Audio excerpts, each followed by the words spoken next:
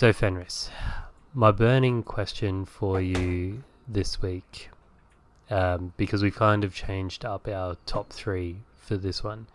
What are your thoughts on Nintendo? Because there was a recent big Nintendo Direct and it had some interesting things come out of it. I've fallen hard off of Nintendo, and because of their previous stances on some things, I've firmly taken up not the gauntlet, but the living by the phrase, if you don't own it, or if you buy it but don't own it, then piracy isn't stealing. Yeah, I'm very much the same as you stand on that opinion at least, and I've also kind of fallen off Nintendo because one of the things that I valued most about the Switch, being in Australia, we have a lot of areas that don't have any internet connection at all, except Yeah. for like Starlink satellite stuff that you need. So when I had to travel to those places for work, I knew I could always bring my Switch because all it needed was a game cart and I could play a game. Um, the constant online thing with the Switch 2 and the data not even being in the game cart in the majority of cases has really, pushed me back. Um, but that being said, the recent Nintendo Direct put forward some absolute bangers of games. Oh yeah, such Uh, as. well, Pokemon ZA, like I'm a big Pokemon stan. I'll always be keen when new Pokemon stuff comes out. I don't think there's been anything released from them that I haven't liked, apart from one of the mystery dungeons. But regardless, Pokemon ZA, more info on that. The Mega Evolutions have gotten super weird. I don't know if you ever played. Did you play X and Y at all? Barely. Yeah, I think I did play the majority of the way through X and Y, and I think I fell off hard on Sword and Shield. yeah. So you know what Mega Evolutions are then. Just some of the new Mega Evolutions are just friggin' weird. I've put a spoiler tagged post for those that don't want to know, but I've put a picture in the Mon chat of the TSMP Discord, for those that are interested, because there's some weird designs. Um, and you had your staples that we knew were coming: Metroid Prime 4, Donkey Kong DLC, and also what was the other big one that I've forgotten?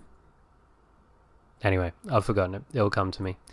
But what I wasn't expecting was a new Fire Emblem mainline game set in the Three Houses universe, Oh, which I'm actually super excited for. but will you be playing it? Because, or wait, didn't you already get a Switch too?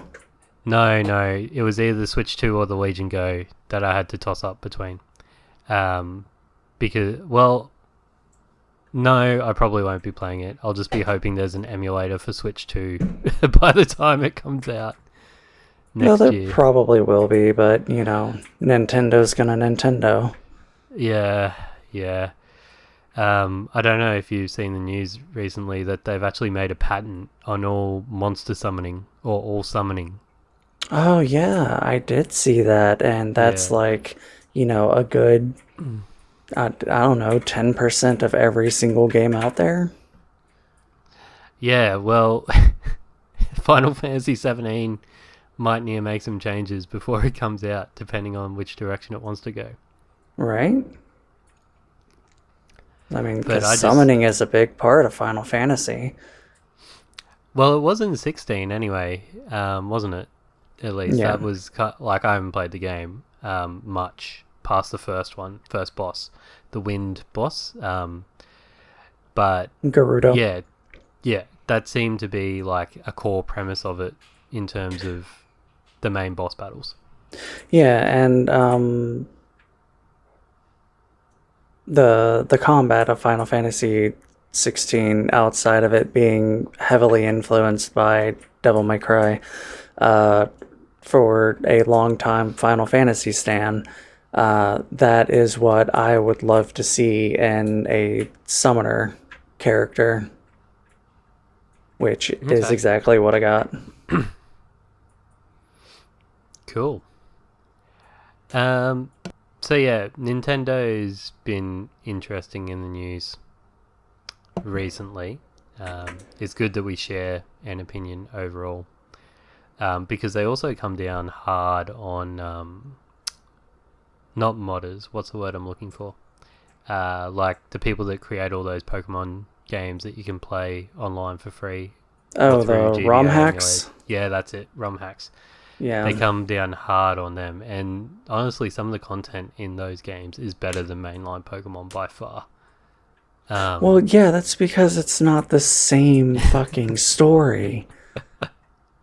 It's yeah, not wake up, go touch grass, get attacked by a Pokemon, go talk to whatever Professor Tree, and then, fight your way through the first city into the first city to get the first badge, and then, get the other 7 badges, and then battle the Elite Four, and then go catch the legendary or 2 of them, and then, that's it.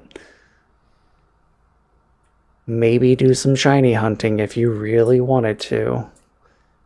That is Pokemon in a nutshell, and I realized that way too late, and that's why I fell off of it. okay, so have you not played Shield and Sword or Scarlet Violet? No, I did not play Violet. I bought Sword, and my husband got Shield, and I barely played it. And then the Legends of Arceus came out, and everyone was Mm-hmm. super impressed with it. And, I played like 30 minutes of it and was just bored. Yeah, that's fair. It's a very different game style. I haven't finished it either. Well, see, and that's what Um, I was expecting. Like, I wanted something different, and instead of the regular Pokemon game loop, and it's what I got. It's just I'm it, so far out of Pokemon at this point that like I just couldn't be bothered to play it. I just found it grindy as fuck. Um, like, yeah, to get to a certain thing, you need to catch.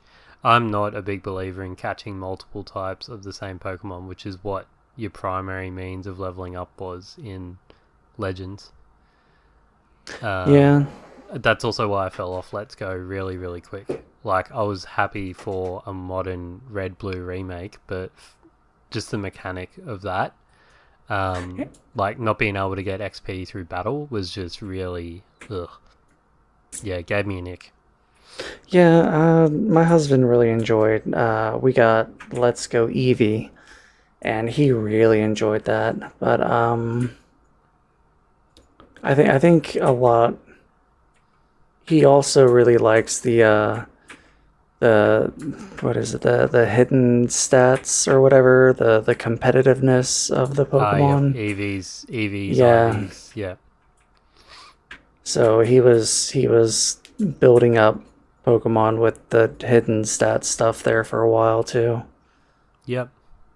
Yeah, there used to be a really friggin' huge community of it. Like, there used to be Facebook groups where you'd jump on your 3DS and, like, you'd organize a private messaging group online, and there'd be, like, full pages that had gym leaders, Elite Four, like, their own kind of competitive scene in that sense. And the community was really welcoming. Obviously, back in the days when you could uh, generate Pokemon. You could do that and set someone up a team to start them off, and then they had to go from there. And yeah, it was just really, it was an awesome community. I remember back in, it would have been 2017-ish now, so a long, long time ago, doing that and joining those groups and getting involved in the scene there, competitive style, and it was a lot of fun. It probably still is the same. It's just a hell of a lot harder to get Pokemon up to scratch to actually compete, because the Switch is a lot harder to hack. Yeah, A and lot of people use that Pokemon Showdown, which is the online one where you just plug in what Pokemon you want, build their stats, build their moves, and battle that way. could be, yeah. But I wouldn't know. I won't invite you to the create your own gym episode that I was going to do then, based off a Pokemon ROM hack. Yeah, because I don't think I ever played any of the ROM hacks. I've heard about a Okay, lot of them, but yeah. This particular one's called This Gym of Mine, where you actually play from the perspective of a gym leader.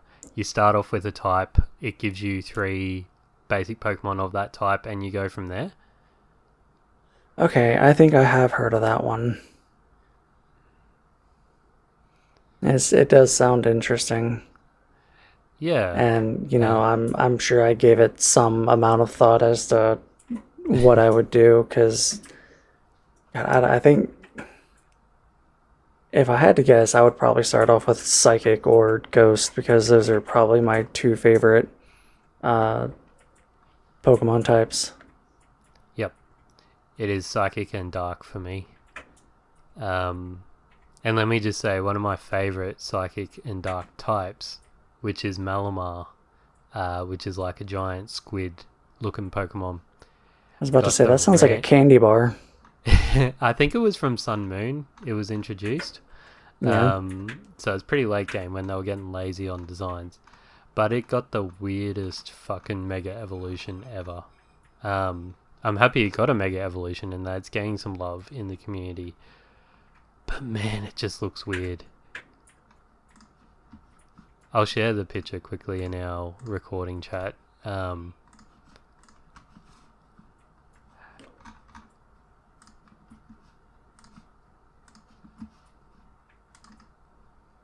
Yeah, so while he's doing that, I'm gonna quickly go over some of the games that I've been playing, which is, as everyone probably already guessed, Final Fantasy 14, and then our current game. And I found a mobile game that I've kind of gotten into called King's Shot. The selling point for it for me was just, no ads. And so far Always helps. I've just been taking it easy and uh oh yeah, that does look weird. Oh yeah, there's that Yeah, victory bell that everyone was blowing up about, and then I remember the weird head wing dragonite thing, yeah, and then Raichu with legs. That's oh no, it's two tails. yeah. I'm guessing Oh, that's Raichu and Alolan Raichu. I don't remember. maybe Sun and Moon is where I didn't have much to do with it. yeah,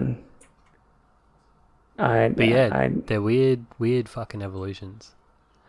Um, uh, I'm sure it appeals to their demographic, which is yeah, age 10 not and us under. anymore. Not us anymore. That's how you know you're kind of outside the targeted fan base now when shit starts seeming weird or stupid in games you're playing. Yeah. But tell me more about Kingshot. What kind of game is it? What do you do? Uh, it's a tower defense game, Okay, and that makes sense. you're a governor, and you build up this village after you rescue some people, and it's not really like Clash of Clans. You do build uh like like turrets and stuff, Mm-hmm. with cannons on them and walls, and you have to build up the walls, and you have to have houses for all the refugees that you take in that you build up, and then you have to obviously have spending currency, so you have like wood and iron and stuff, and you have to build up those things and level those up, and you can go out into this world and find more refugees to rescue, and It's pretty interesting, and I've been taking it pretty slow. And like all mobile games, it does have a cash shop, and I learned a lesson a long time ago, and I'm planning on staying away from that. Yep. So, because I wailed really hard in a game, and I learned a very valuable lesson. So I'm just taking things nice and slow and just not even using any kind of special currency, and it's been Yep. fun. Yeah, man. We've all been there. Um, I think my mobile moment was with that Star Wars Galaxy of Heroes. That was my That game. ah, Yeah, I was well, spending it got us both. I spent way too much money in that game. Yep. And then at some point I realized that I was just chasing the meta and never catching up because it kept changing, and I Yeah, was I done. dropped off when they introduced ship combat, and there was Yeah. a whole new other kind of way to spend money, and I'm just like, nah. Just collecting the characters was enough for me to waste my money on. Yeah. But King Shot sounds like a good game to play on the toilet, like most mobile games are. Um, in terms of my gaming this fortnight, well, I've been playing Fortnite. I've been on a grind recently, more just to help my kid level up his accounts. Because as you know, kids are fickle when it comes to games. So he plays whatever his friendship group's playing. So he's been neglecting Fortnite a little bit. So I've been helping him level up to the level cap before the season ends. Not till November, so we still got plenty of time. But yeah, 200 levels per season you have to get everything out of the season per se that you can from free rewards. So I'm just helping him do that. He's also shown interest in Genshin Impact recently, so I've been grinding up a separate account so that we can play co-op in that. Because it's rated PG in our country, which is like fine for 8 plus. Okay. But I'm just unsure about like the sexualized imagery and whether that's something. So I've just offered to play co-op for him. I know it's a waifu collector, so it's probably pretty tame in that sense. But yeah, you just never know. Yeah, that was my thought, was that I'm pretty sure that was a nudie waifu game, and that's why I never really picked it up. Yeah, it's what all his mates are into, but you know they're 10-year-old boys, so nudie waifus are probably what they're gonna start getting into. Yeah, I mean, you're not wrong. Definitely not Um, wrong there.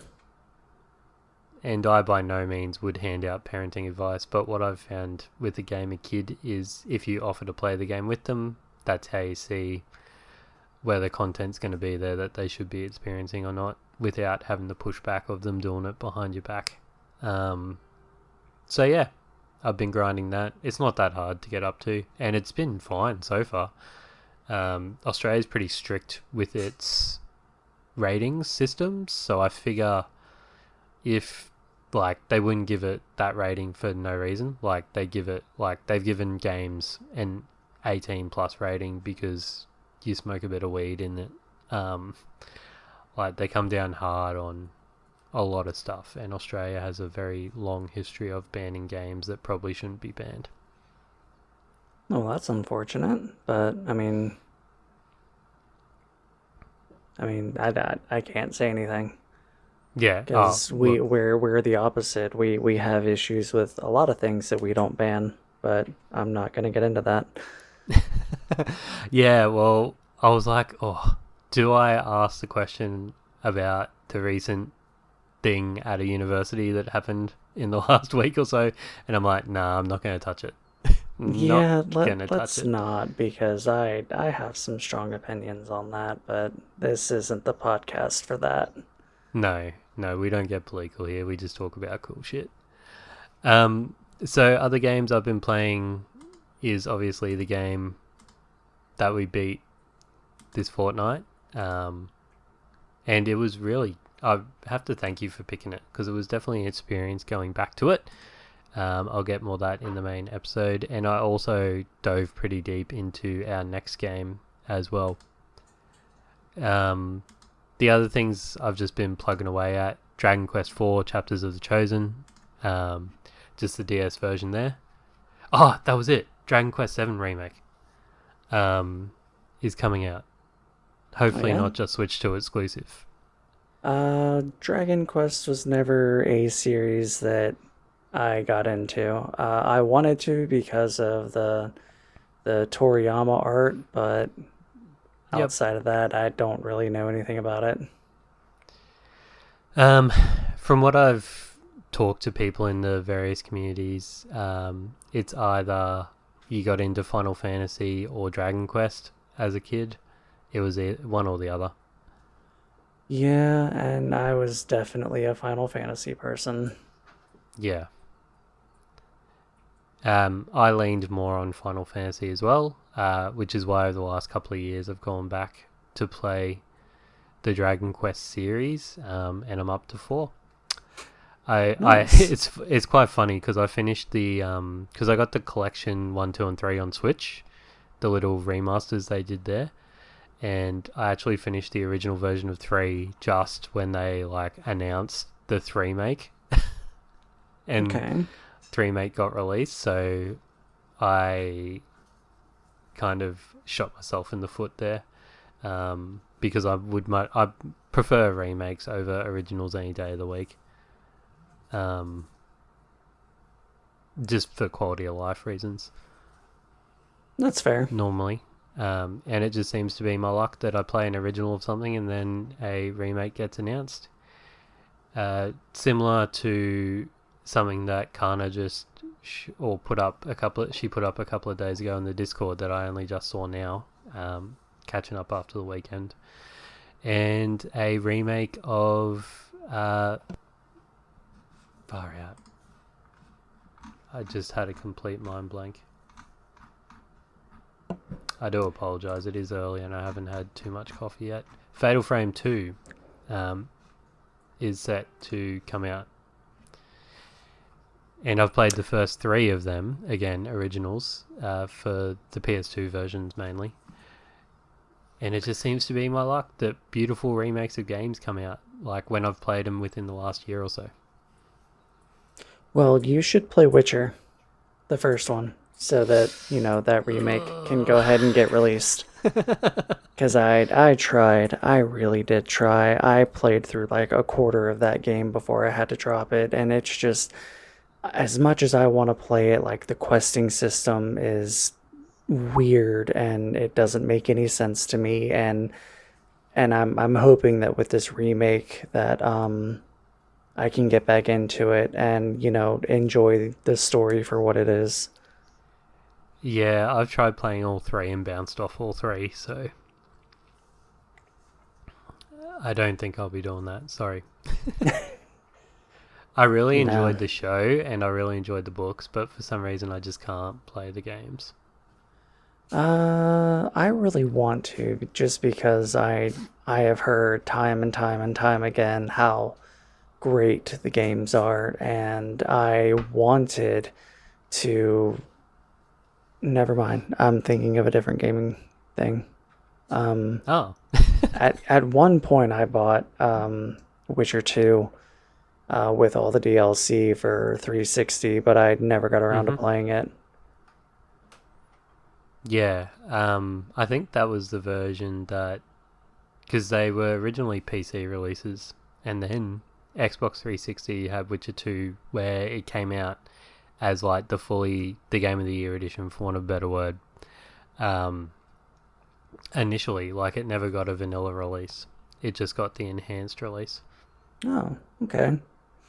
And the only other thing I've been playing is called Discouraged Workers Teen version. It sounds, I can see the face you're making at me. It's not what it sounds like.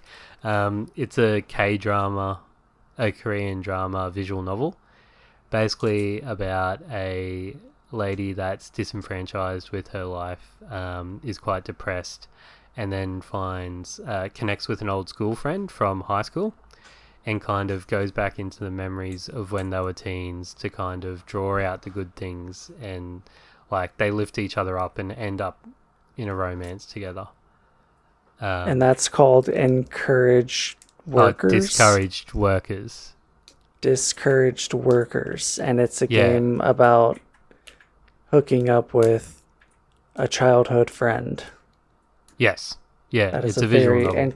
That's a very interesting title concept. Yeah, so Discouraged Workers is the series, because I believe they made a number of them, and Teens is like the subtitle. Got it. That makes a bit more sense. It's a classic like K-drama type thing. Okay. Korean drama type thing. But yeah, it's a short 4-hour visual novel, so it's alright so far. I'm 3/4 of the way through. And that's all I've been playing. Let's get into anime. I have a list. Go for it. So I caught up on Beastars Season 2 Part 1. I was really pissed off when it ended because I thought that it was the final season. I didn't know they were splitting it up into 2. So it left me on a cliffhanger and I yelled at my computer. And then I started, I've somehow gotten stronger by leveling up my farm-related skills, which was terrible. I'm sure the story was pretty good, but I could not get past the voice acting, and I even switched to Japanese to see if it was better. But the script was bad. And so after that, I went into Yona of the Dawn, which was pretty good.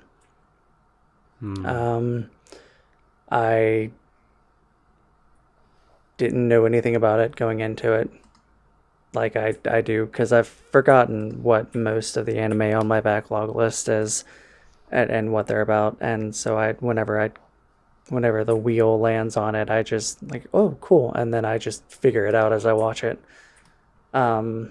After Yona of the Dawn, I got into I Parry Everything, which I know you were excited about. I loved it. Yeah. It was very good. Yes. Yep.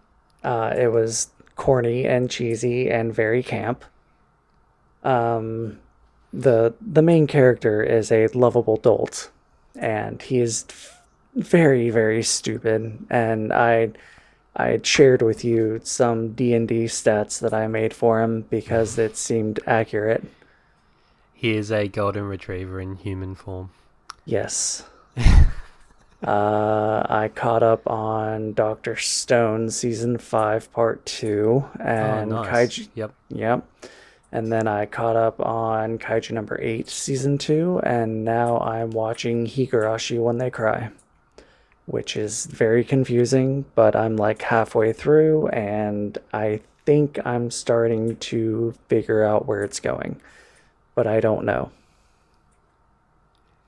Excellent. So Dr. Stone and Kaiju number 8 have finished. Is that correct? They're dubbed for the season? Or they're still going?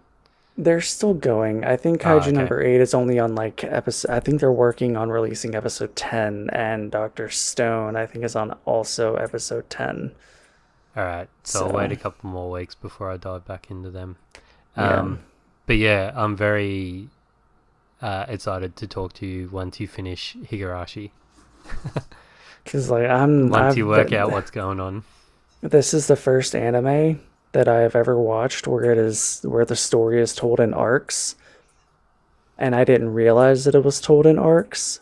So when the first arc finished and everyone was there and alive, I was just kind of thrown. Yeah, it does fall into the trap of most visual novel animes, because it was a visual novel first.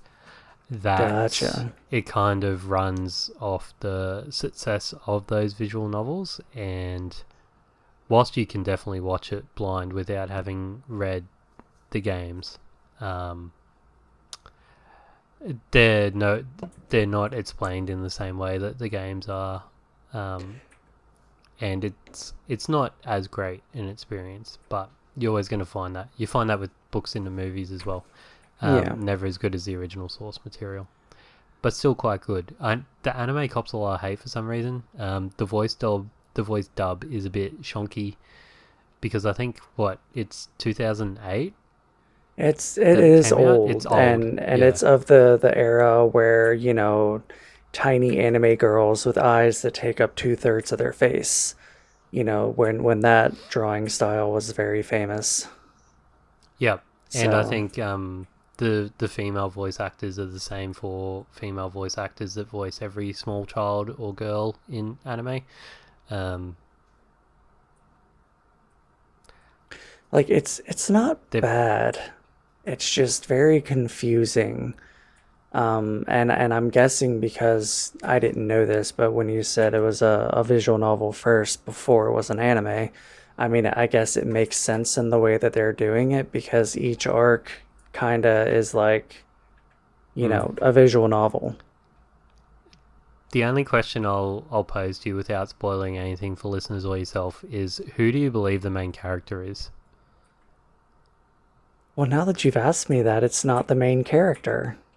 Well, it could Uh, be, uh, Kiishi or whatever his name is. It's not him. It can't be him.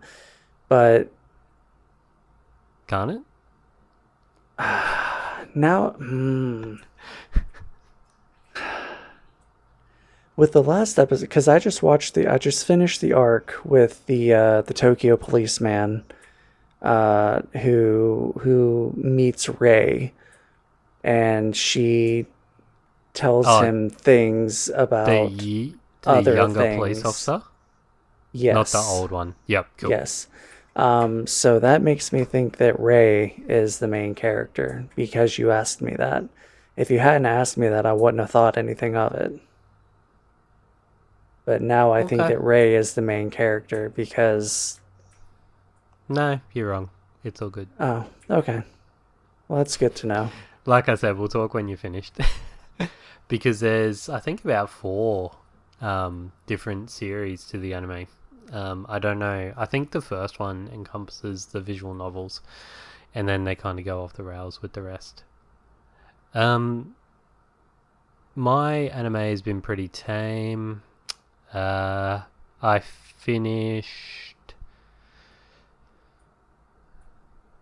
I tried to go back into Food Wars. Sorry, I'm trying to remember what I talked about last fortnight or not. Yeah, it's too much. Just too much fan service for me to. I got up to halfway through season 2 of Food Wars and I've dropped it again. I'm not going to be able to get through 5 seasons of the same shit. It does get very samey, but as someone who works in the industry, like I kind of force myself to sit through it all, and I I love the eventually just cooking be aspect. yeah, and that's the biggest reason why I finished it. Like the whole eating clothes and ripping your food off. Uh, the whole concept of eating food that is so good that your clothes explode off of your body, like that was funny at first, and then it happens like 10 times every single episode, and it just gets old. Yeah. I watched a very interesting anime called Lazarus. That Um, one's on my list. it's seinen. It's 13 episodes. It's very, very good. Made by the same creator of Cowboy Bebop, or I a did not know spiritual that. successor to Cowboy Bebop. It is about a group of ragtag criminals brought together Suicide Squad style to stop an evil genius releasing a virus that will destroy mankind. So he said, I've released the virus into paracetamol. Anybody who's taken paracetamol in the last 3 years has this virus inside them. It will release in 30 days unless you can track me down. I'm somewhere on Earth. So That the Japanese government brings together a ragtag group of essentially supervillains, but not supervillains, to find him. It's really good. that is an evil plan, beautifully scripted. Hmm. It's not, hey, I'm going to do this. It's, hey, I've already done this. Find me, or it's too Yep. late. I love that. It was friggin' excellent. I really enjoyed it. I'd recommend you bump it up your list if you can. Okay. And because I finished that recently, I then dove into Ranking of Kings. One that I've fallen off multiple times, but apparently gets really good by season 2. So it's a fantasy anime about a deaf and mute prince whose father dies and he has to become king, and they have this tournament called the Ranking of Kings. Yeah, I'm That's all I've pretty gathered sure. from 7 episodes in. I'm pretty sure that's on my list too. It's Looking, really highly looking. rated. I've just never gotten it. It's got a very strange art style. Yeah, it Um, looks like it's like hand drawn. Or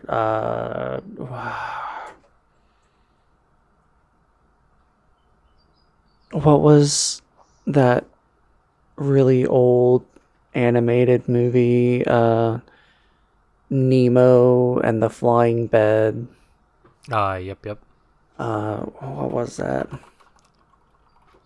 Macaulay Culkin? Yeah? No, No? Little Nemo, Adventures in Slumberland.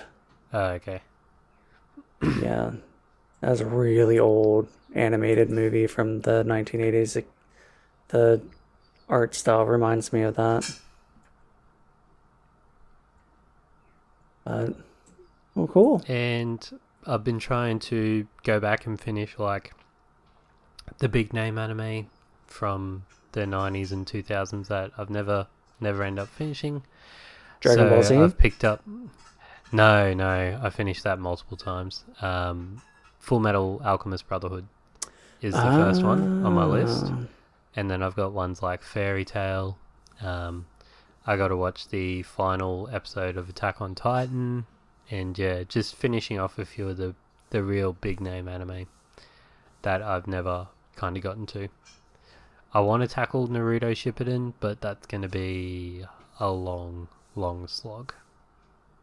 see, from what I understand, I mean, Shippuden is a lot better than Shonen Jump. And from what I understand, once you get past a certain point in Boruto, like it is infinitely better than Shippuden, Okay. according to sources that I've seen. So I haven't Yeah. watched it. I fell off of it hard because it was just boring and slogged. But Yeah, you I've know, watched the original Naruto, but I cheated and I used a filler guide, and only watched canon episodes.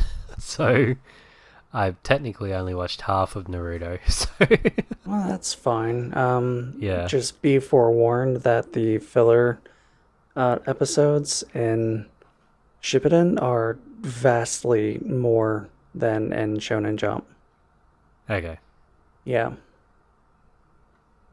because there's a whole arc in there where and half of it's like filler, and you'll be knee deep in this arc and what's going on, and then all of a sudden the next episode is, oh, remember this thing that happened 5 years ago? sounds like Bleach. Yeah. Don't get me started on Bleach. Far out. So then, because this game that we're covering was released in 2009, which first off is wild that I have such strong memories of it. It really brought me back to what I was up to at 2009 and how, I guess, blissful life was back then. 2009 was a good year for me. So I ended up making some starter packs based in 2009 for us to choose from. So there's 4 starter packs. Each include a album, a movie, and a video game. And we have to choose which one we would most enjoy. Either now or our 2009 selves. Doesn't matter which. I've tried to make them a bit varied so that each of them has at least one thing that is kind of off the wall for that pack, so they don't really fit a theme. I won't say they're bad or good because everyone has different tastes. So in pack A, we've got Brand New Eyes by Paramore, the movie Gamer, and the video game Batman Arkham Asylum. In pack B, we've got I Dreamed a Dream by Susan Boyle, Invictus, the movie, and Assassin's Creed 2. Pack C, we've got Dear Agony by Breaking Benjamin, the X-Men Origins Wolverine movie, and Call of Duty Modern Warfare 2. And in our final pack, we've got Rated R by Rihanna, the movie 500 Days of Summer, and the game Resident Evil 5. Yeah, so I was looking at this, and I really wanted to choose Pack D because of Resident Evil 5, but I've never heard that Rihanna song, and I've never seen that movie. Album. Yep. It's an album. The album? Sorry. Okay. Yep. Oh, you're good. You're good. I'm not much of a Rihanna fan. The only reason I was looking at it was because of Resident Evil 5. Pack C, I really enjoyed Breaking Benjamin. I got to see them live once with Seether, and that was also the same year that I got to see Evanescence. Dude, I'm so jealous. Because I'll never have the opportunity to see Breaking Benjamin, unfortunately, because the band's broken up now, except for the singer. He's just done a Panic at the Disco and just brought in random band members. But he's actually got a phobia of flying. So the only way he would have gotten to Australia is by sea travel. And the band weren't willing to do that. So that's I'll unfortunate. never get to see them live. Yeah, I know. Yep. Sorry, just had to interject there because that's an awesome concert. Yeah, it was a really good concert. The X-Men Origins Wolverine movie was pretty good, but I'm getting there. It was a good origin for Wolverine, but not for Deadpool. And then I hate Call of Duty with every fiber of my being. And then Pack C, I Dreamed a Dream, while Susan Boyle won the hearts and minds of everybody with that song. I couldn't have cared less. I think she did a really good job, but whatever. I never saw Invictus, and Assassin's Creed 2 is amazing. So the pack that I pick is A, because Paramore,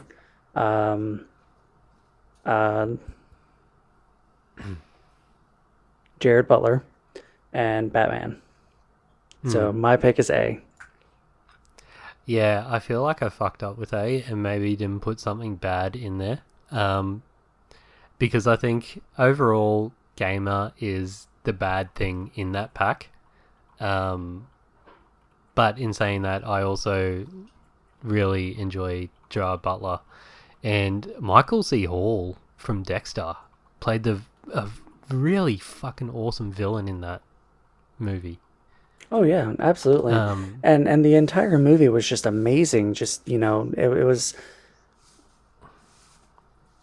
the first like what am I looking for? The like full dive game thing. It was the first thing that I'd ever seen that had that, and it was just amazing, even though, he was a prisoner and on death row and he could have died there. Yep. Yeah, I was also really leaning towards C. D and B aren't my cup of tea at all, apart from Assassin's Creed.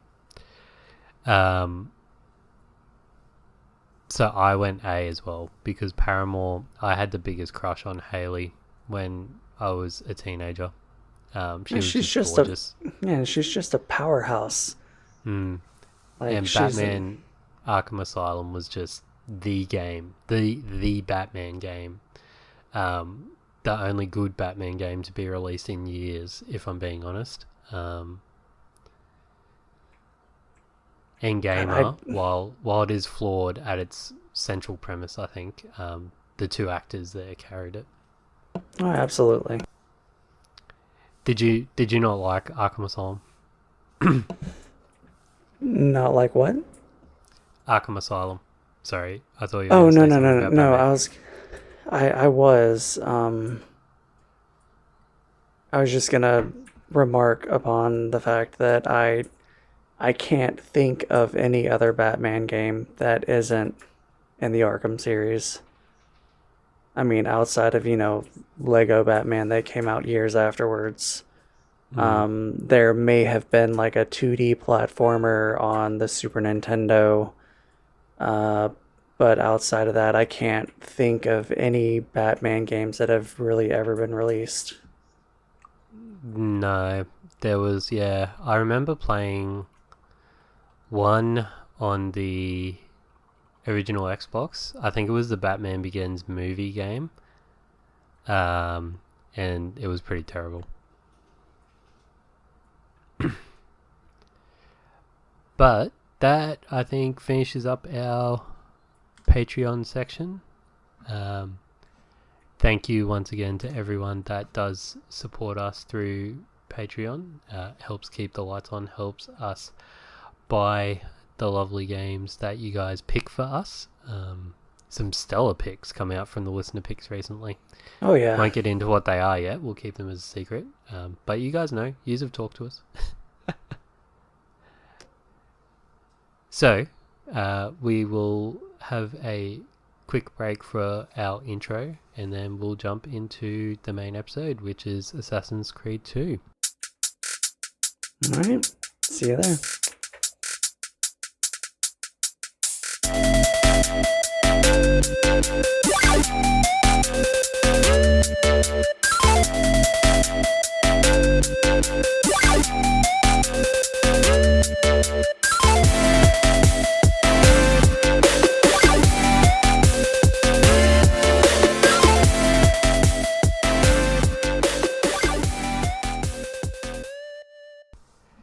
Hello and welcome back to another episode of the Spectre Approved podcast, where two gamers play a game where we learn to cope without having to dive into vaginas.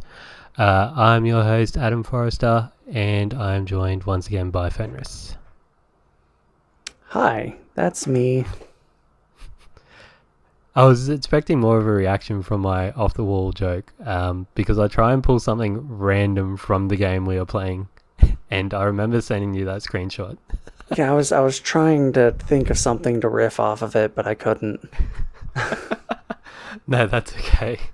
We're going to earn the explicit tag pretty early probably in this one, which is a shame. But I don't remember Ezio being such a man whore as he was in this game. And that line from his mother threw me quite a bit. Mm-hmm. This game was bad in the good way, because 2009, my 19-year-old self, just the profanity in this game just shocked me. Yeah. And everyone's obviously read the episode title because you're here. But the game we played this fortnight for Spectre Approved was Assassin's Creed 2, which was developed primarily by Ubisoft Montreal, with assistance from Ubisoft's other studios, including Singapore, Bucharest, and Ubisoft Annecy. I have no idea where that is. I'll have to Google that. Development began shortly after the release of the original Assassin's Creed, leveraging both the engine and lessons learnt from the first game's reception. Development started late 2007, and it ended up getting a release date in North America, November 17th, 2009, and Europe and Australia got it on November 20th, 2009. After some original... Oh, go ahead. I was just going to interject real quick. Ubisoft Annecy is in France. Oh, okay, cool. So, yeah, I'd never heard of that city before, so thank you very much for that. So Ubisoft really took the criticism from the original game's repetitive nature and mission structure, and they varied the mission design. They improved AI and stealth mechanics. They brought in an economic system and changed up the setting. The game being set primarily in Renaissance Italy, circa late 15th and early 16th century. Yeah, Ezio's born in 1476. Or no, I'm sorry, 1459, and the game ends in 1497. So Wow. mid to Okay. late 15th century. Yep. Assassin's Creed 2 launched with several editions, catering each to different regions and levels of fan enthusiasm, which we'll probably get into when we talk about our history with the game. Although it reached a critical and commercial triumph, often cited as the best game in the franchise, and we've got some correspondence around that as well. It sold over 9 million copies within its first year and currently holds a Metacritic score of 91 out of 100 for the PS3 version, which is interesting. Yeah. I mean, it really was a really good game, and compared to how they handled this one versus Assassin's Creed 1, like, it is night and fucking day.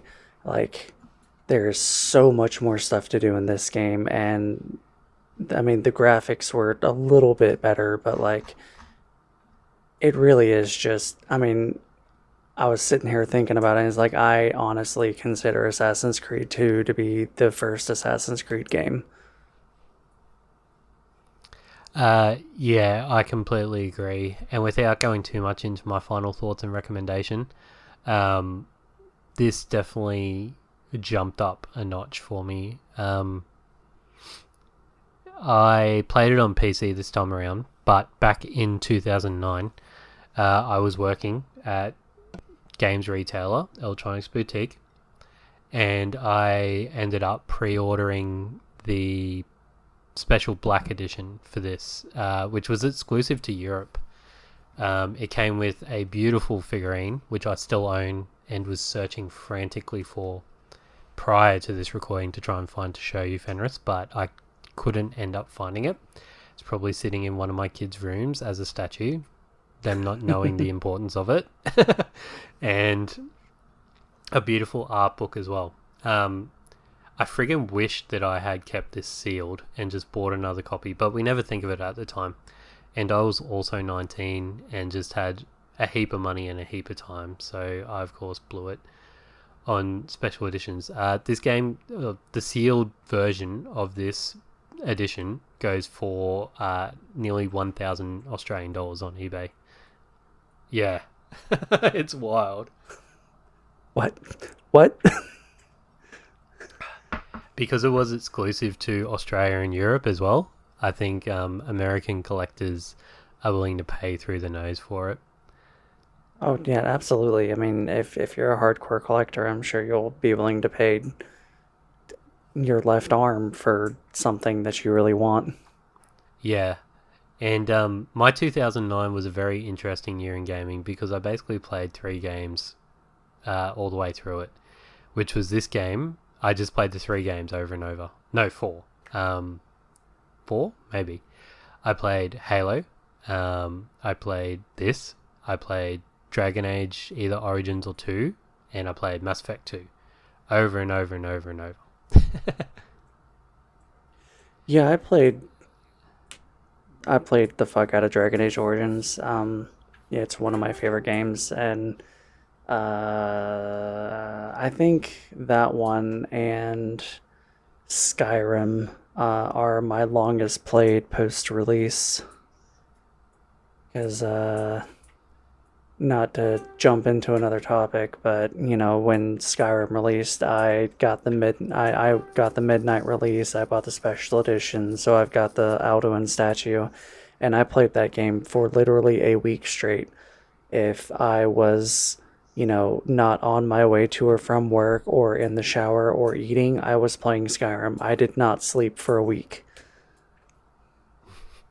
Nice. That's the level of commitment we want to hear. um, but did you pick up this game at launch? No, like I said on our previous Assassin's Creed episode, my friend that I was living with currently at the time was the one that was really into it. So, I played his copy.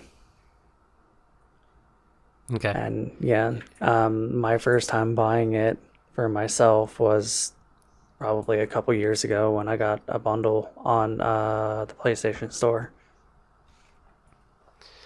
Yep.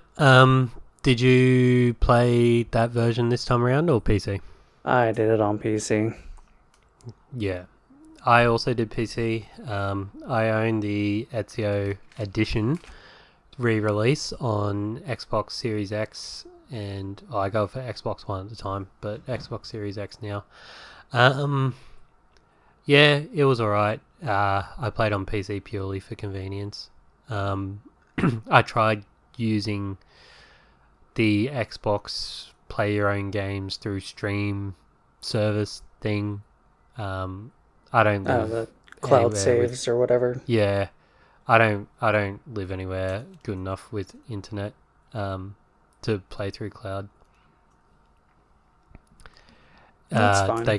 They can't even get my town name right. Well, no, it's just a weird Australia. All right, side tangent. Australia is very weird with the naming of their towns. I've lived in 3 main places across my life. The first being Redcliffe, which was named that way because guess what? It had red cliffs on by the ocean. The second main place was called Townsville, which is the place out of the Powerpuff Girls. Yeah. And also just the most RPG fucking name that you can have for a town. And now I live in a place called Newcastle, which is, yeah, again. Is there a Newcastle? Not now, and without, I don't know the town's history too much, but I'm guessing there was at some point, and that's why it's called that. So Australia, very simple at naming their towns. Yeah. So a funny story. When you said you used to live in Redcliffe, Redcliffe Village in Dragon Age. Yeah. That's a thing. Yep. I lived there when I played Dragon Age for the first time. So That must have been pretty cool. yeah, I thought so at the time. Now it's just, one of those things. Like that's where the family home is. That's where Mum still is. Gotcha. So, and we're going back down there for Christmas, or up there for Christmas, so that should be a good old time. I'll make sure to tell all my friends who aren't gamers that's a thing and have them look at me weirdly and be like, what are you talking about? But just back to the Ezio edition. So this was released in much later, 2018 from memory. I don't have the exact date in front of me. And it got fairly criticized because it's a remaster, not a remake.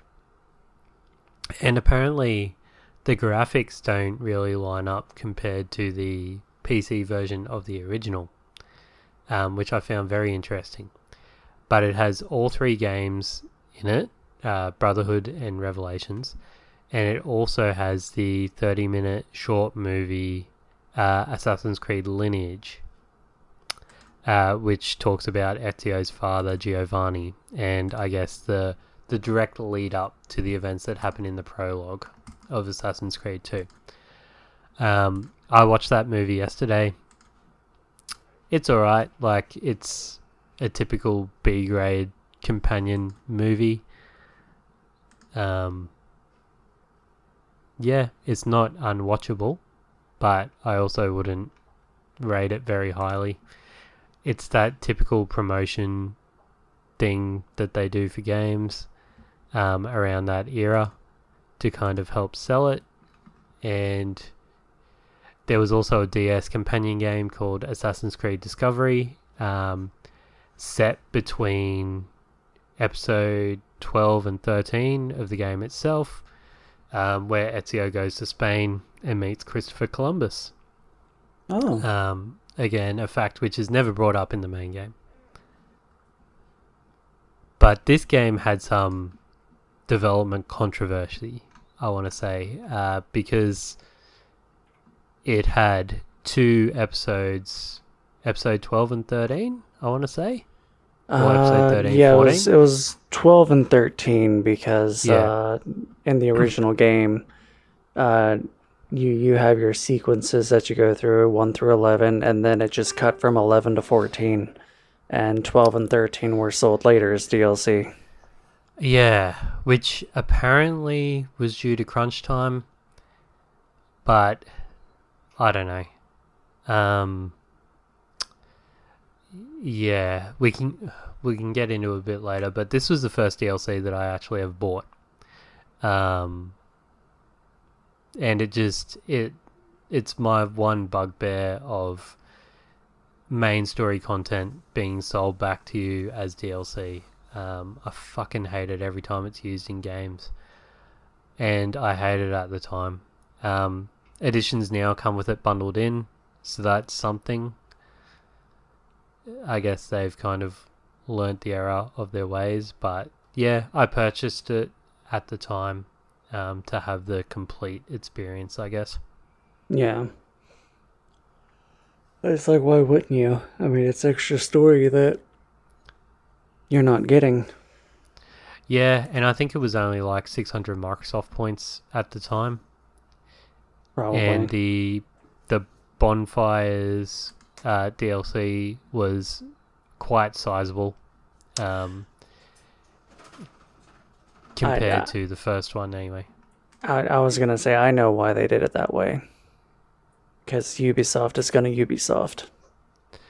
Yeah, I guess this was their first foray into the descent of that.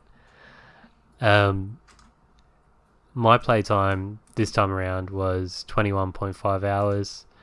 I sat at probably 92% completion when we look at the completion as a metric of the in-game tracking. There's a lot of stuff that I didn't do. Yeah, I think I finished up at like 91, 92, 93%, something like that, but I'm at like 39 hours. I mean, I collected half of the feathers, and at some point I was going around and buying all the paintings and stuff, but I just kind of fell off of that. Yeah, so there's a lot of things in this game that the game doesn't track through its internal completion system that were kind of covered off by achievements, but there's no achievements in the PC version of this game. Yeah, and that's kind of why I some reason fell off of collecting stuff. Yeah, same here. And there's no map for the feathers either, which I'm not a fan of. I like being able to buy a map to find my collectibles. There's a collectible for the millions of chests, which don't really grant you anything except for money. And clog up your map if you buy them. Was it? I can't remember. Was it this game where you could buy treasure maps? Where it showed you the if you went near a chest, it would pop up on your mini map. Yeah, that was this one. Yeah. I bought the Monteriggioni one, and then my map just became super cluttered, and I'm like, I'm not buying anymore. Because imagine that in Venice. Holy shit. Oh, yeah. So I guess we've kind of already talked about first impressions. We both saw a massive improvement in the game compared to the first edition. I think this was my playthrough number 3, actually, instead of 4. I don't think, because there were some story bits, particularly in the end, where I was like, oh, I completely forgot that happened. But I remember experiencing it at least once. Yeah, like I'd completely forgotten about the real big fight there at the end, where you have everyone that you've picked up to help you throughout your, 20 years of doing this so far, to help you out in next to final fight or whatever it is. You Yep. got La Volpe and Mario and all them just helping you out. It was really cool. I forgot about that one. Yeah. Yeah. I think we chatted about it off mic, but I think it was my first playthrough I did a full run through. The second one, I got stuck at a point in the Bonfire DLC because this game actually makes you use stealth, and there are missions that you can properly fail if you're detected throughout, Yep. which is a pro and a con. Mm-hmm. But I was just butting my head against this one episode, so I ended up circumventing it by deleting the DLC. And then I went back into my save file, and it's like, we can't read the DLC. This memory's broken. Moving ahead to episode 14. So that's how I beat that. Yeah. But this time I beat it legit all the way through, because as I've played the majority of the series and learnt how to do stealth. Yeah, and the stealth in this game, like you said, is really punishing. Because there's, I can't remember what sequence, I think it was like 13, where you have to go kill the 9 guards or whatever it is. Yep. And each guard has a different tact that you have to do. There's like, you have to, kill one with a hidden blade, or, not be seen by anyone. And it's just, I had issues with a not being seen one, and because there was just, like in the first Assassin's Creed, like I kept mistiming it, and I just kept getting seen because they would turn around or something, and I would, The one on the ship in particular, which I have a funny story about, because I actually glitched into being able to complete this one. I tried about 5 different goes, tried a variety of tactics, and then I went up on the side of the ship, like ledge assassinated a guard. He glitched into the railing and started like spazzing out, as they do. That drew the attention of all the guards over to him because he was stuck in the wall, and I was able to go behind everyone and assassinate the target I needed to. Yeah, see, I failed on that one a lot too, and what I ended up doing was I hung off of the pier and stealth assassinated the dude walking along the pier, and then I went around the edge of the boat and killed everyone that would walk by, like the gangplank area, and then when those guys were dead and there was no one else towards the front of the boat, like I hopped up on the back of the boat and killed, dual assassinated the 2 that were standing there, and then I air assassinated the target, and then that was it. Yeah. But in terms of gameplay loop, like, I know we're talking with a lot of assumed knowledge already because we played a lot, and you could not unfairly say that if you've played a more recent Assassin's Creed, you've played them all, because the gameplay loop is fairly similar. However, I guess in comparison to 1 compared to this, the gameplay loop is a lot smoother in terms of the assassinations.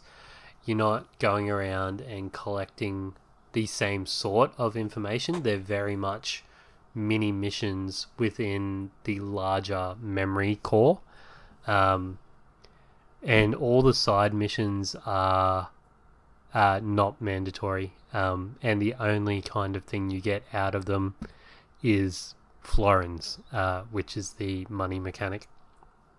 Yeah. But you still, my gameplay loop was very similar. Whenever I went into a new area, I did the viewpoints, I picked up the codex pages and Assassin's Tombs, and then did the main missions. The only go ahead. I was just gonna say I did pretty much the same thing. Yep. And that'll probably stay pretty much the same for mainline Assassin's Creed games from here. The only kind of side content I engaged in this time was the beat up missions if I needed money. Now I was pretty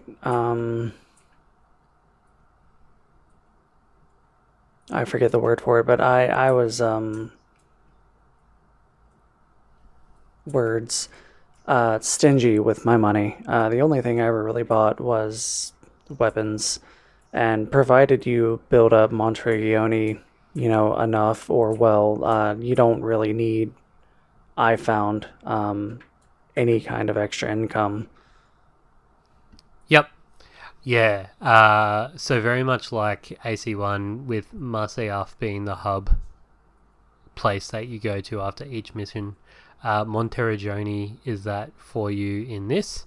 It's also got a, for want of a better word, city building mechanic, where you invest and grow the city, and that then earns you passive income based on a timer, I believe. You'll accrue a certain amount every hour.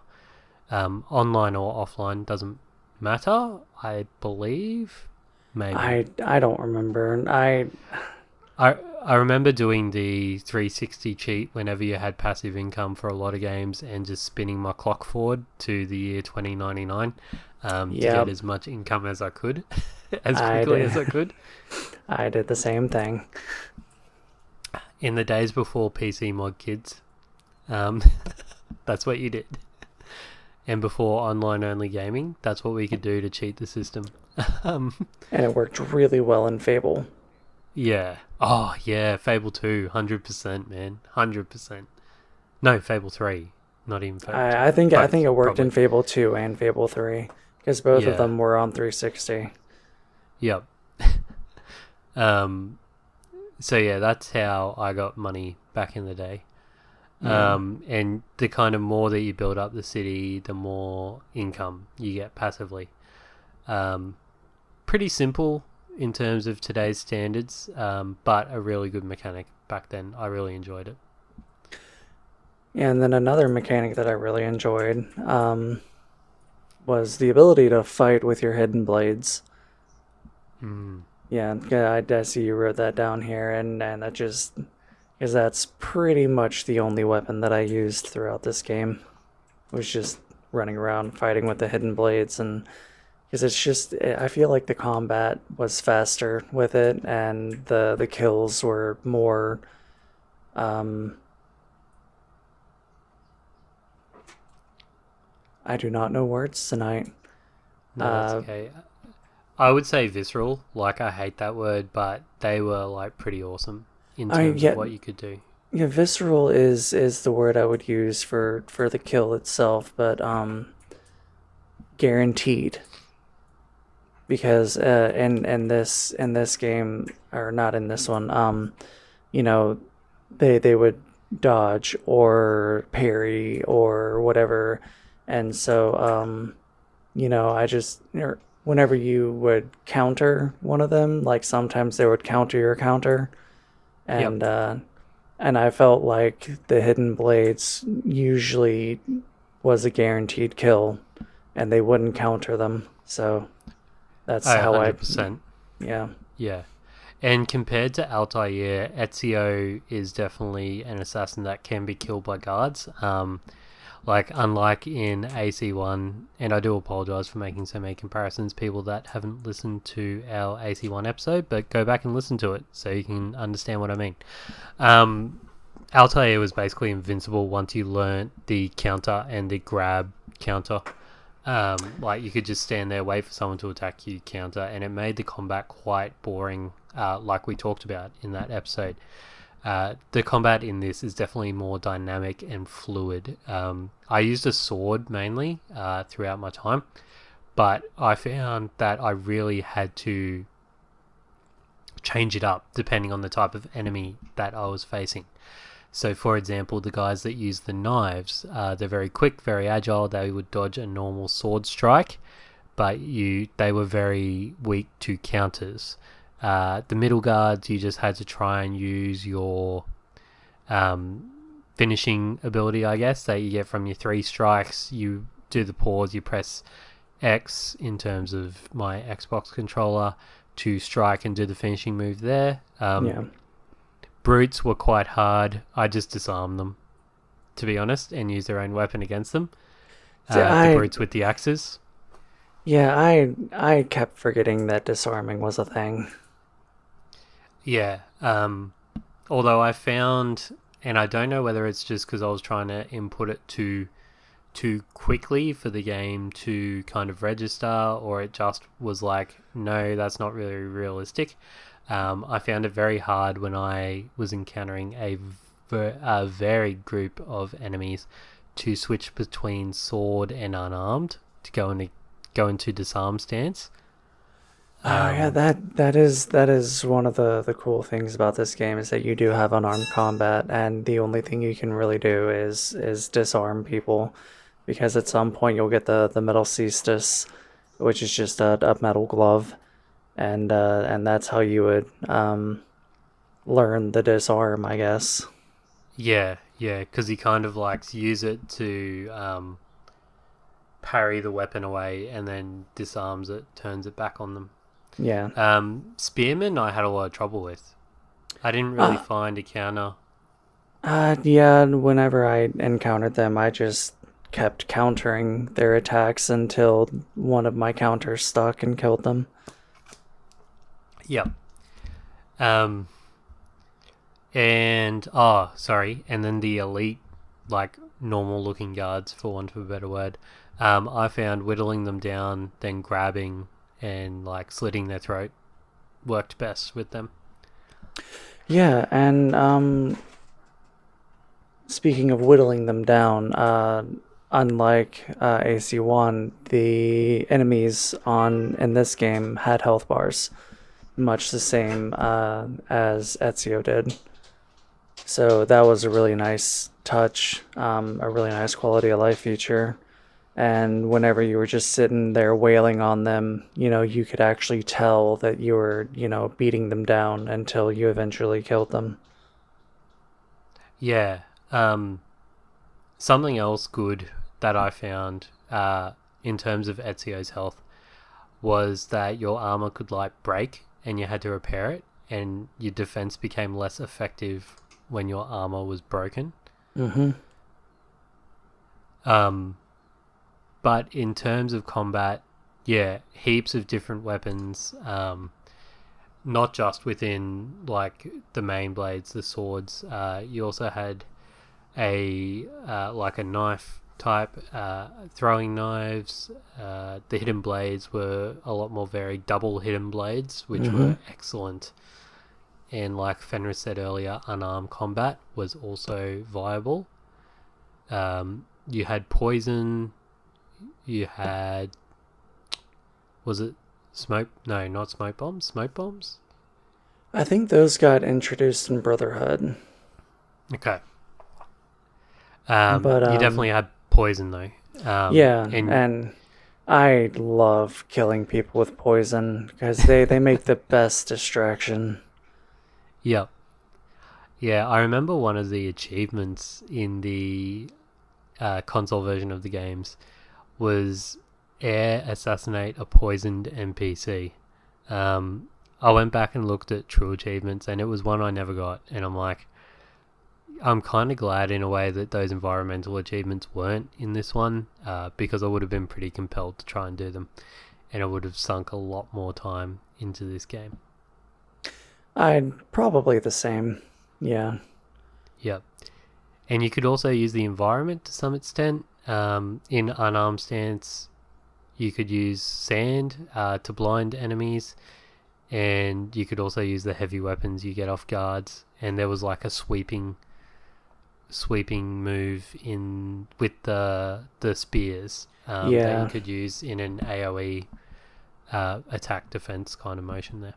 Yeah, which is a really nice touch. But yeah, I kind of wish that they had included spears in your weapon arsenal, at least one, because if you could disarm them, like why couldn't you get one? But one thing that I will say about this is that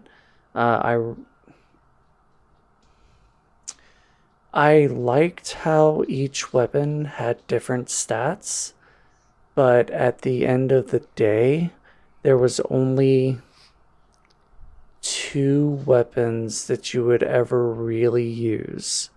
And that Mm. is, depending on if you got it, the Sword of Altair and I think it was the Notched Cicada. And that's only because, like, they had the best stats of any of the weapons of knives or swords in the game. Yeah, it falls into the common trope that a lot of action-esque RPGs do, of which there's only like two of the best weapons in the game, and that's what you work really hard towards to get as quickly as possible, and then once you have them, you use them for the remainder of the game. Because, like, even when this game first came out, like, those are the only weapons that I would use because they had the best stats. But, like, I can see where someone would, there's a hammer that you can get, and I can see where, someone would want to, try to use that throughout the game, but it's a lot slower, but it hits harder. And the counter was not very good, but, if you want a lot of quick overpowering, not quick, but if you want some overpowering strikes, like, that's a route that you could go if you wanted. There's some fluidity in the combat of this game because of the different stats and because you have different weapons that you can use. Yeah, So and I think the armor was very much the same. Like after each memory sequence, it unlocked a new tier of armor for you to buy with each of your four kind of parts of your body: arms, legs, chest, and head. For I think, or shoulders.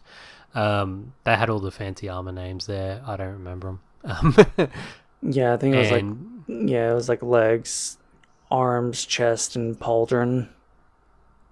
yeah, So and that was the same deal. It just moved up the tier each time, and you basically just used your money to save for that kind of thing because it increased the amount of health blocks you had and the strength of your armor. yeah. So we're still in the very bare bones of RPG-ness for the series, I feel. But that being said, I didn't get bored with combat this time. And even by the last sequence, without talking about the final boss just yet, I was still finding that I had to concentrate. Like I wasn't ripping. Even with the top level of armor and weapons, you can't one-shot enemies. Well, you can, but you have to, set it up. Yeah. Well, yeah. I suppose if you were using hidden blades, that's basically a one-shot. Yeah. And With you have to do a sneak attack on that. But, yep, as it happens, if you have a group of soldiers around you, like, yeah, no, there's no quick and easy way out of that. yeah, yeah. Um, I think that was everything I had to say for combat. Um, did you have any issues? Like, you did with the guard getting stuck in the ship. I didn't have any issues. I didn't notice any bugs or T-posing or anything like that. So I No, guess I got lucky for that. and that And one worked in my favor, so I don't see that as a bug. I see that as me being awesome and breaking the game in a good way. oh yeah, absolutely. Um, I feel like the game respected my time. Like you said earlier, the extra stuff that you could do, you didn't have to do for the story. The assassin tombs, like, it was nice to unlock them and get the goodies, but you didn't have to do them. And the only reason that you really would is, for the armor of Altair Yep. Um, and the sword. and the sword. Yeah, Yeah, I found that a bit strange that it both unlocked an armor set and a sword at the same time. But whatever.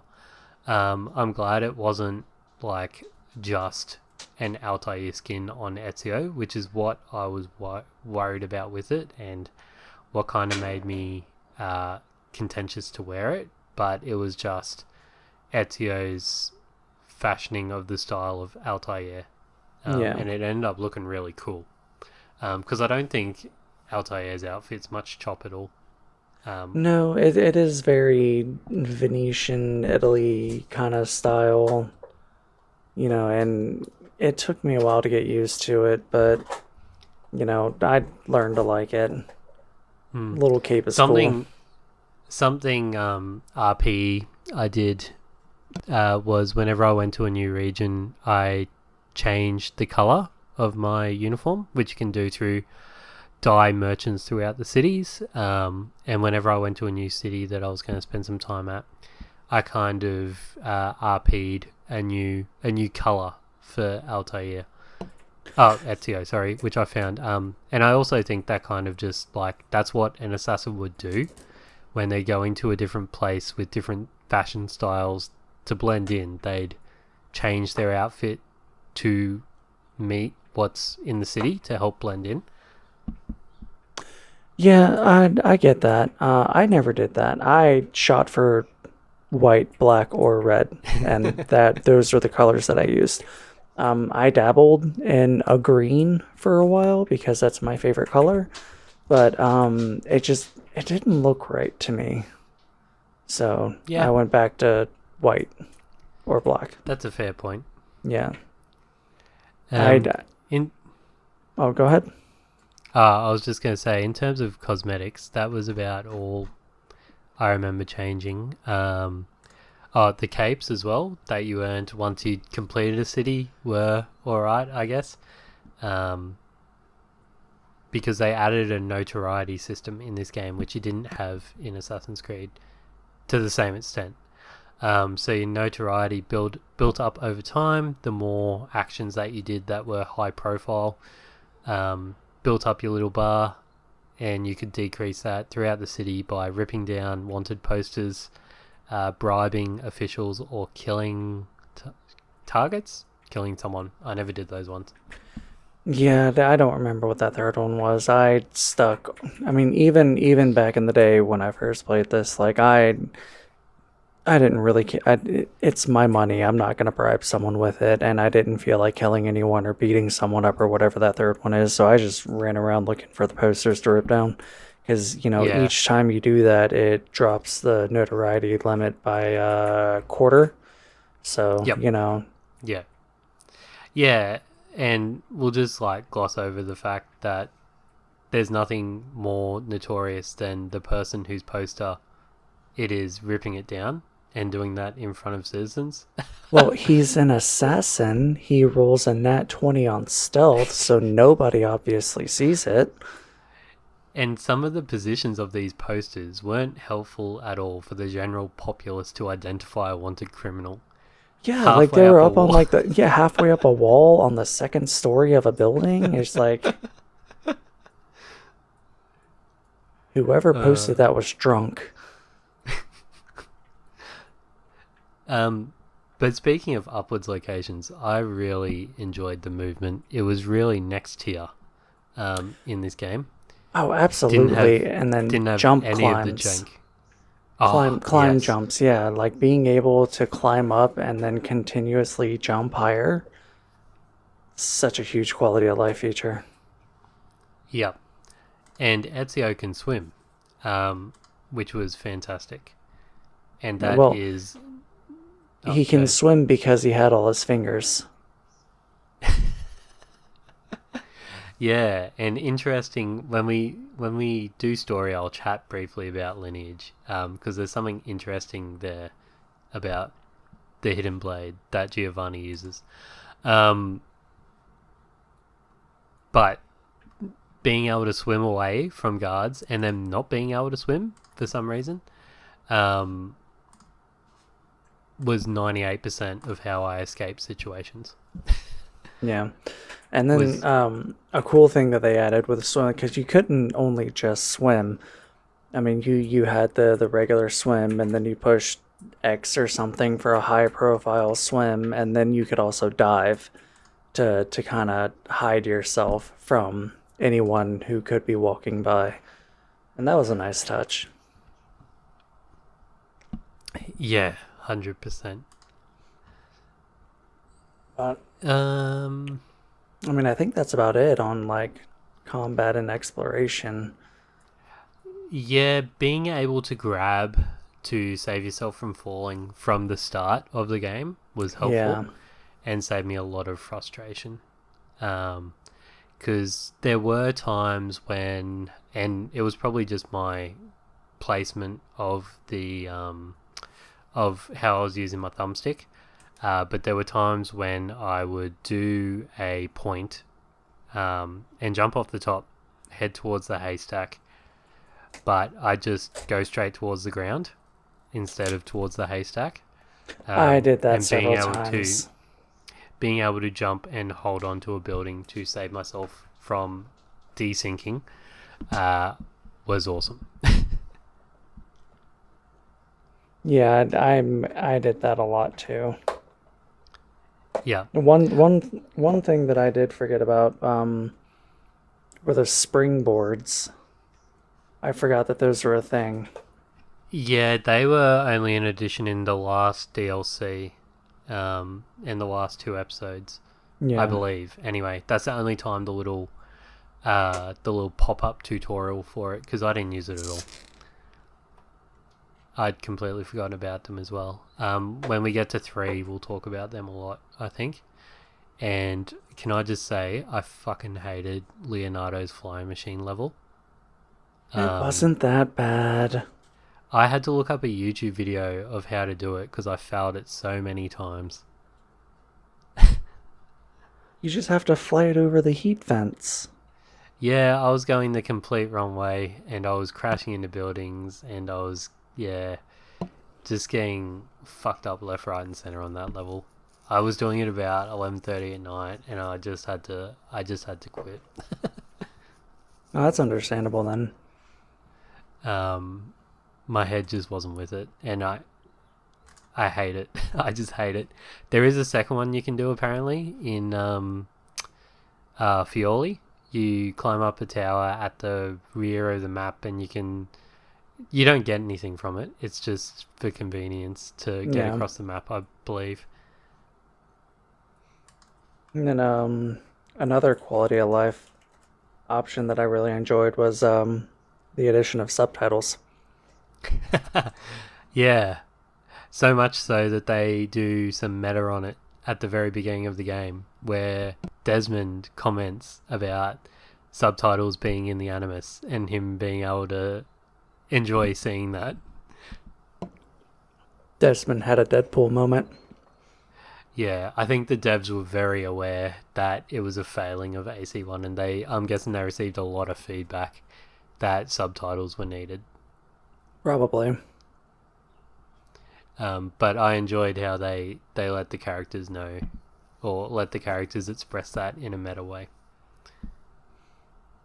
And in a comic way too. Because I mean it was kind of funny even though it was said, in more or less a serious manner. Yep. And it also reaffirmed for me, and I'm going to put a mild spoiler warning here. I'm not going to say the exact context of Desmond's point of view is actually our point of view in the Animus. So he's not looking through Ezio's eyes. Because a character near the end of the game speaks to Desmond directly and not Ezio. And she looks at the player character. She looks at us, the player. So Desmond's point of view in the Animus isn't through Ezio's eyes, which I found interesting. I know the part that you speak of, from playing the game, obviously, but like, I always thought that this character that you're talking about was talking to Desmond, but I never actually put together that Desmond is essentially doing this in third party view. That's a very interesting take. Yeah, yeah. Well, I only just thought of it as we were talking about now. And I found it super interesting that, yeah, Desmond isn't actually seeing it through Ezio's eyes, but rather our eyes. In terms of art direction, visuals,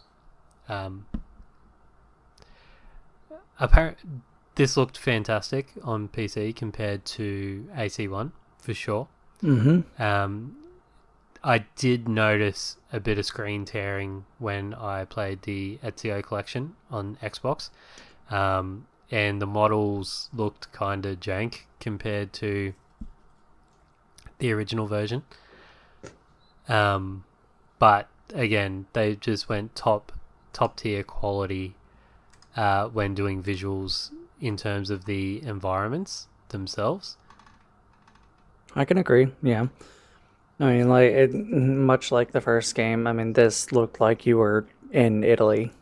What you would think a Renaissance era of Italy would look like. Yeah. And, go ahead. oh no, I was just gonna continue on with that because, there's really not much else to say about the art direction. Excuse me. The graphics were really good. Everything looked like it was in 2009. The style of how everyone was dressed was, what you would expect. I didn't see anything that looked out of place. So apparently, oh no, go ahead. I was just going to say, apparently Ubisoft used their own proprietary engine for this called Anvil. It was specifically designed to handle large open world environments, complex AI behavior, and dynamic crowd systems. Because the loading screens, I don't know whether it's because we were just on PC, but very, very minimal throughout. Considering by the end of the game you can traverse the entirety of Venice without hitting a loading screen, was just top tier for a 2009 game. I also found the AI were a lot more responsive this time around, both in the enemy and the crowd AI. They didn't have the same, we had our fella that harassed us, the minstrel. Yeah. There were no maniacs this time. That kind of pushed us out the way. But I found that if I either threw money at his feet or if I ran into him in a jog, that got rid of it and it didn't increase my notoriety.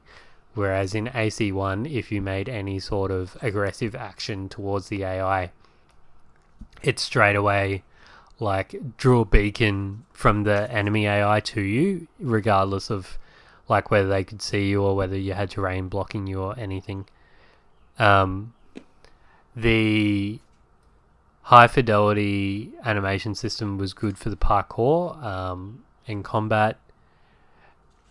The day and night, it says there's day and night cycles in the article I've got up in front of me, but I just noticed a very strange cloud appearance whenever I looked at the sky. Don't know how much you looked at the sky, but it looked really surreal. I found. I didn't. Outside of what was in my field of view, I didn't really look at the sky too often. Okay. I found, especially in Fioli, that it was almost if you think, if you've ever seen a cyclone or a tornado, the clouds were just very surreal, very silvery, very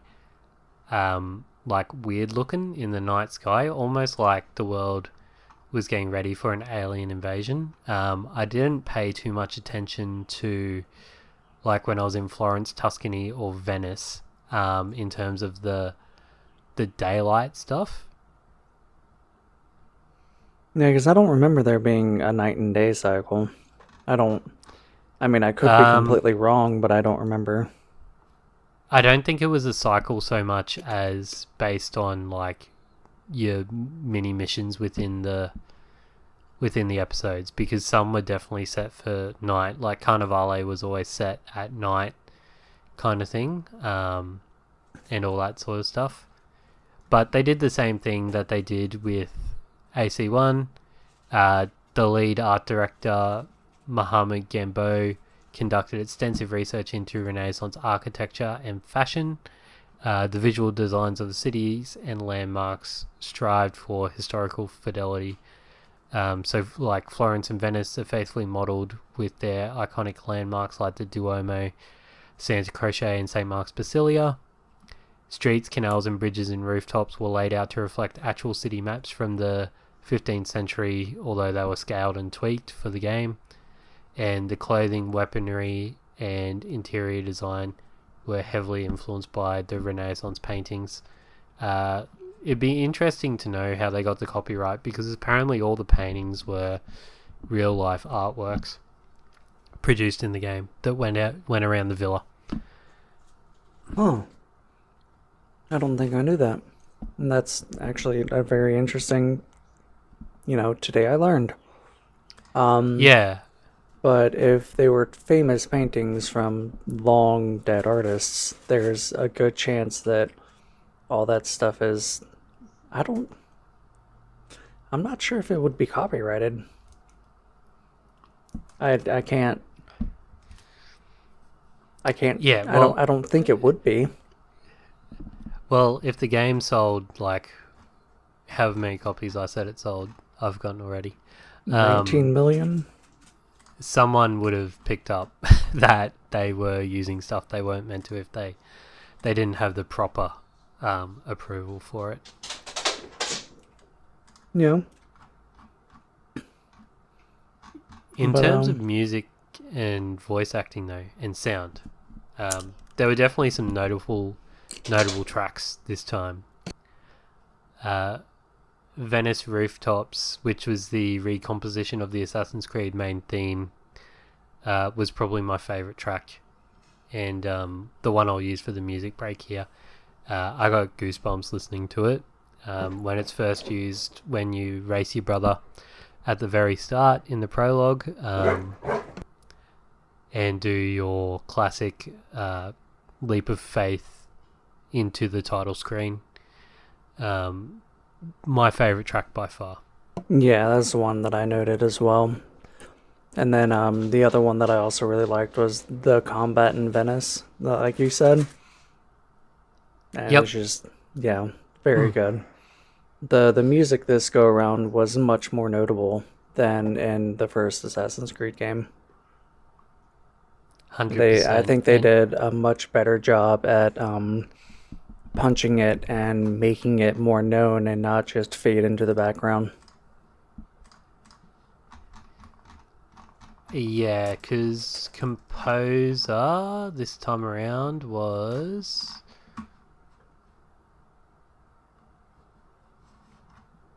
I don't have them on my notes. Apologies. I will credit them in the show notes.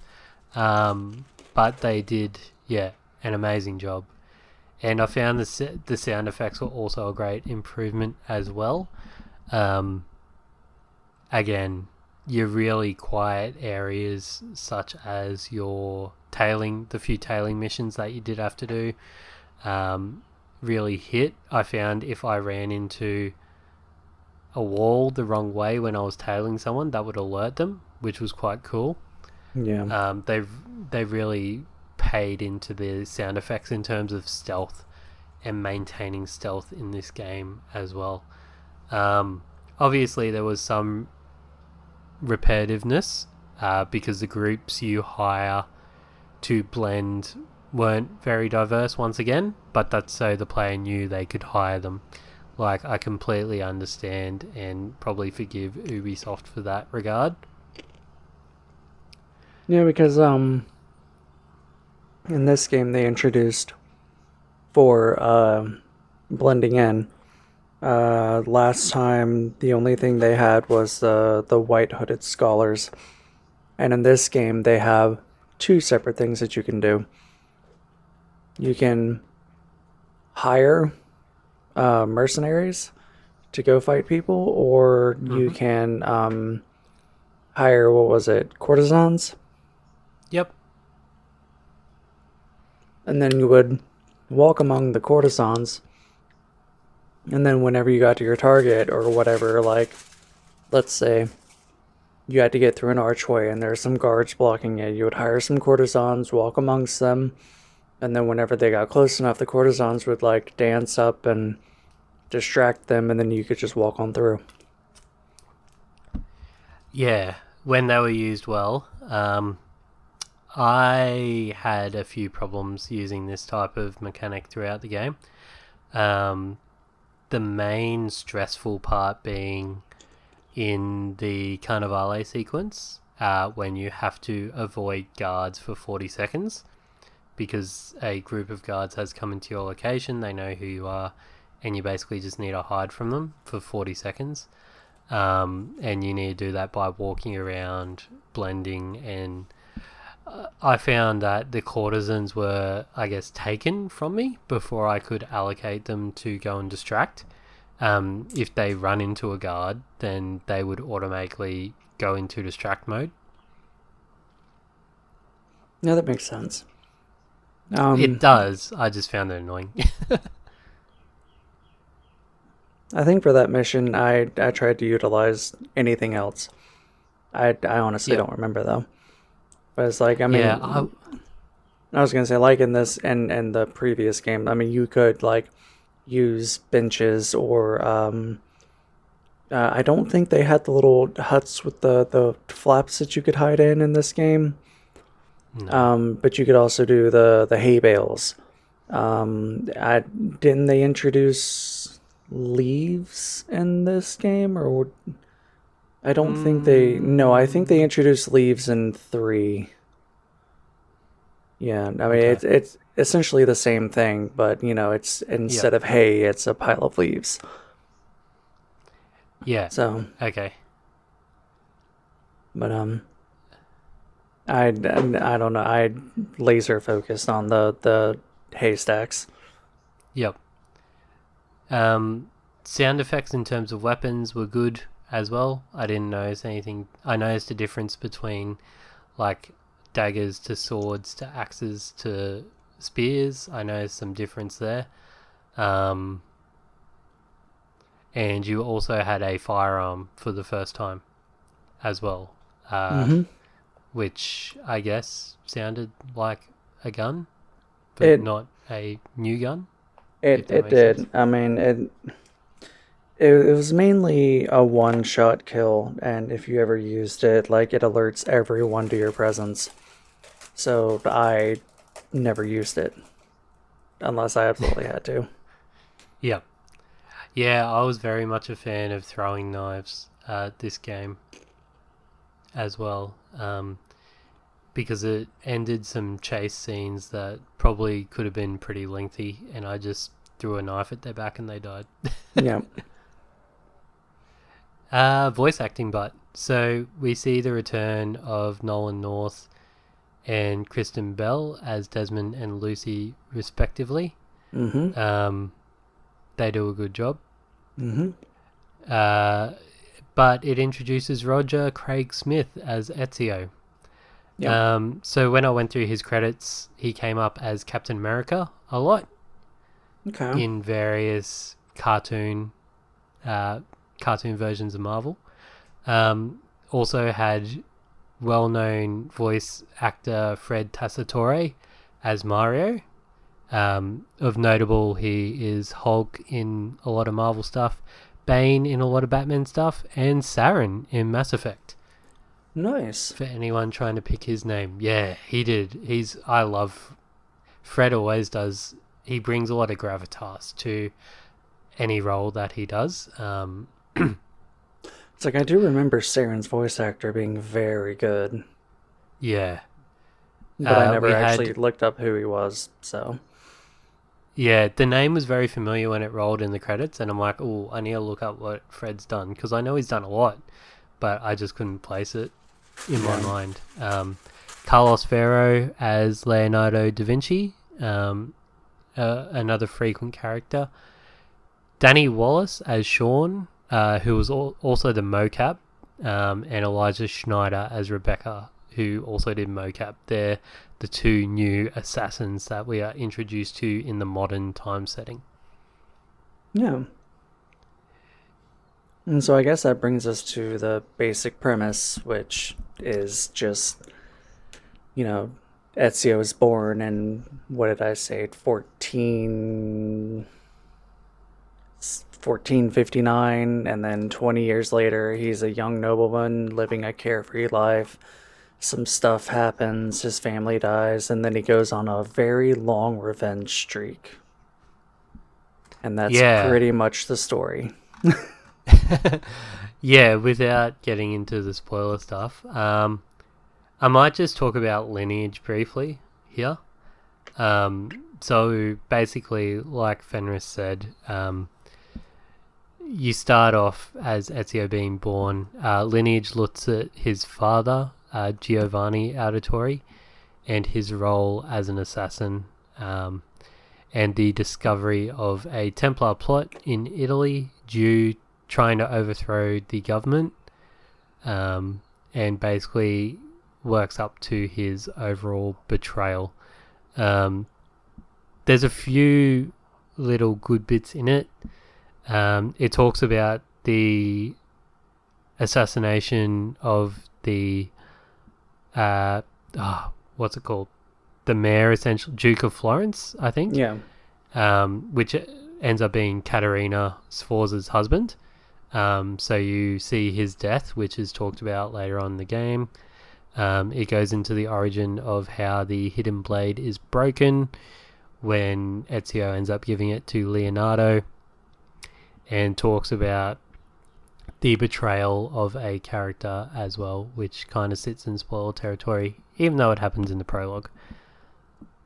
And see, and one thing I'm sorry to cut in, but it's just one thing I really liked about that little mini movie is that it happens in between the time that Ezio was born and when the game really starts. Because, I mean, the game doesn't... I've forgotten already, but the game does start with Ezio's birth, right? Yep. Technically after the modern day stuff, but, yeah. Yep. So the end part, because this was a 3-part release, which is weird for a 30-minute movie. But so it would have been released in 10-minute parts, I guess, along YouTube. It runs concurrent in the last 10 minutes to the first act of the game. Yeah. So Ezio's initial confrontation with the Pazzi family, which has an interesting word origin when you think of what Patsy means in modern English. Because they literally, they were the Fall Guys. And where that kind of sits there with that fight lines up well with where Lineage ends. Gotta say, I didn't think much of the actor for Ezio in in Lineage. But, it's a B-grade companion movie meant to help sell the game. Yeah, and I remember watching it because I watched a little snippet of it, and I succinctly remember, because I know we had talked about it off screen, and I wasn't sure if I had seen it or not, but I watched a little snippet, and I remember Giovanni going into the chest and uncovering the sword and the blades and the gear and all that, and I was like, oh yeah, that's right, I do remember watching this.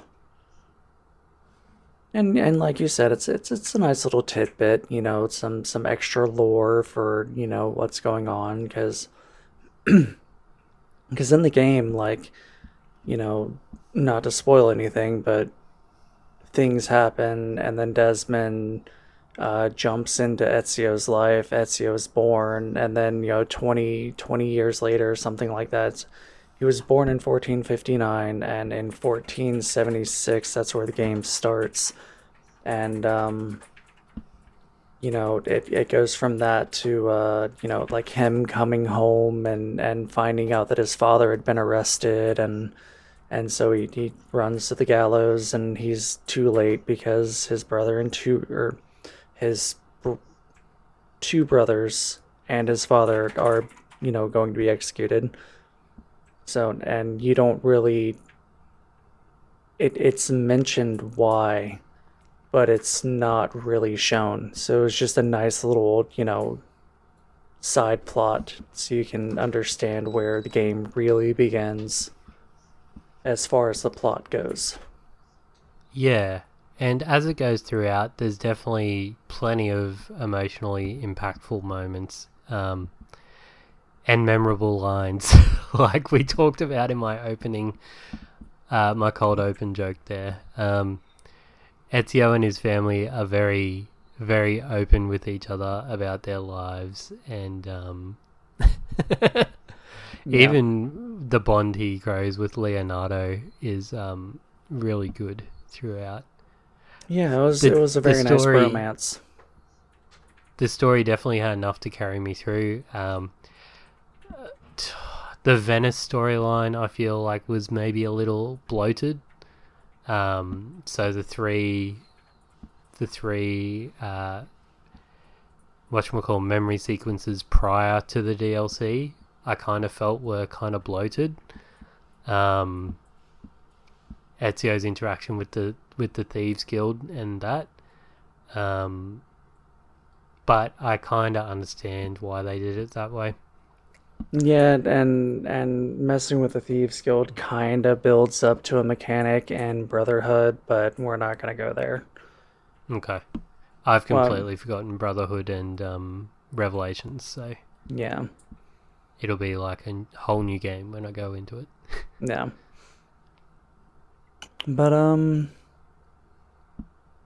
all in all, I mean, the story was really good. The characters, I feel, were well written, and the voice acting was pretty good.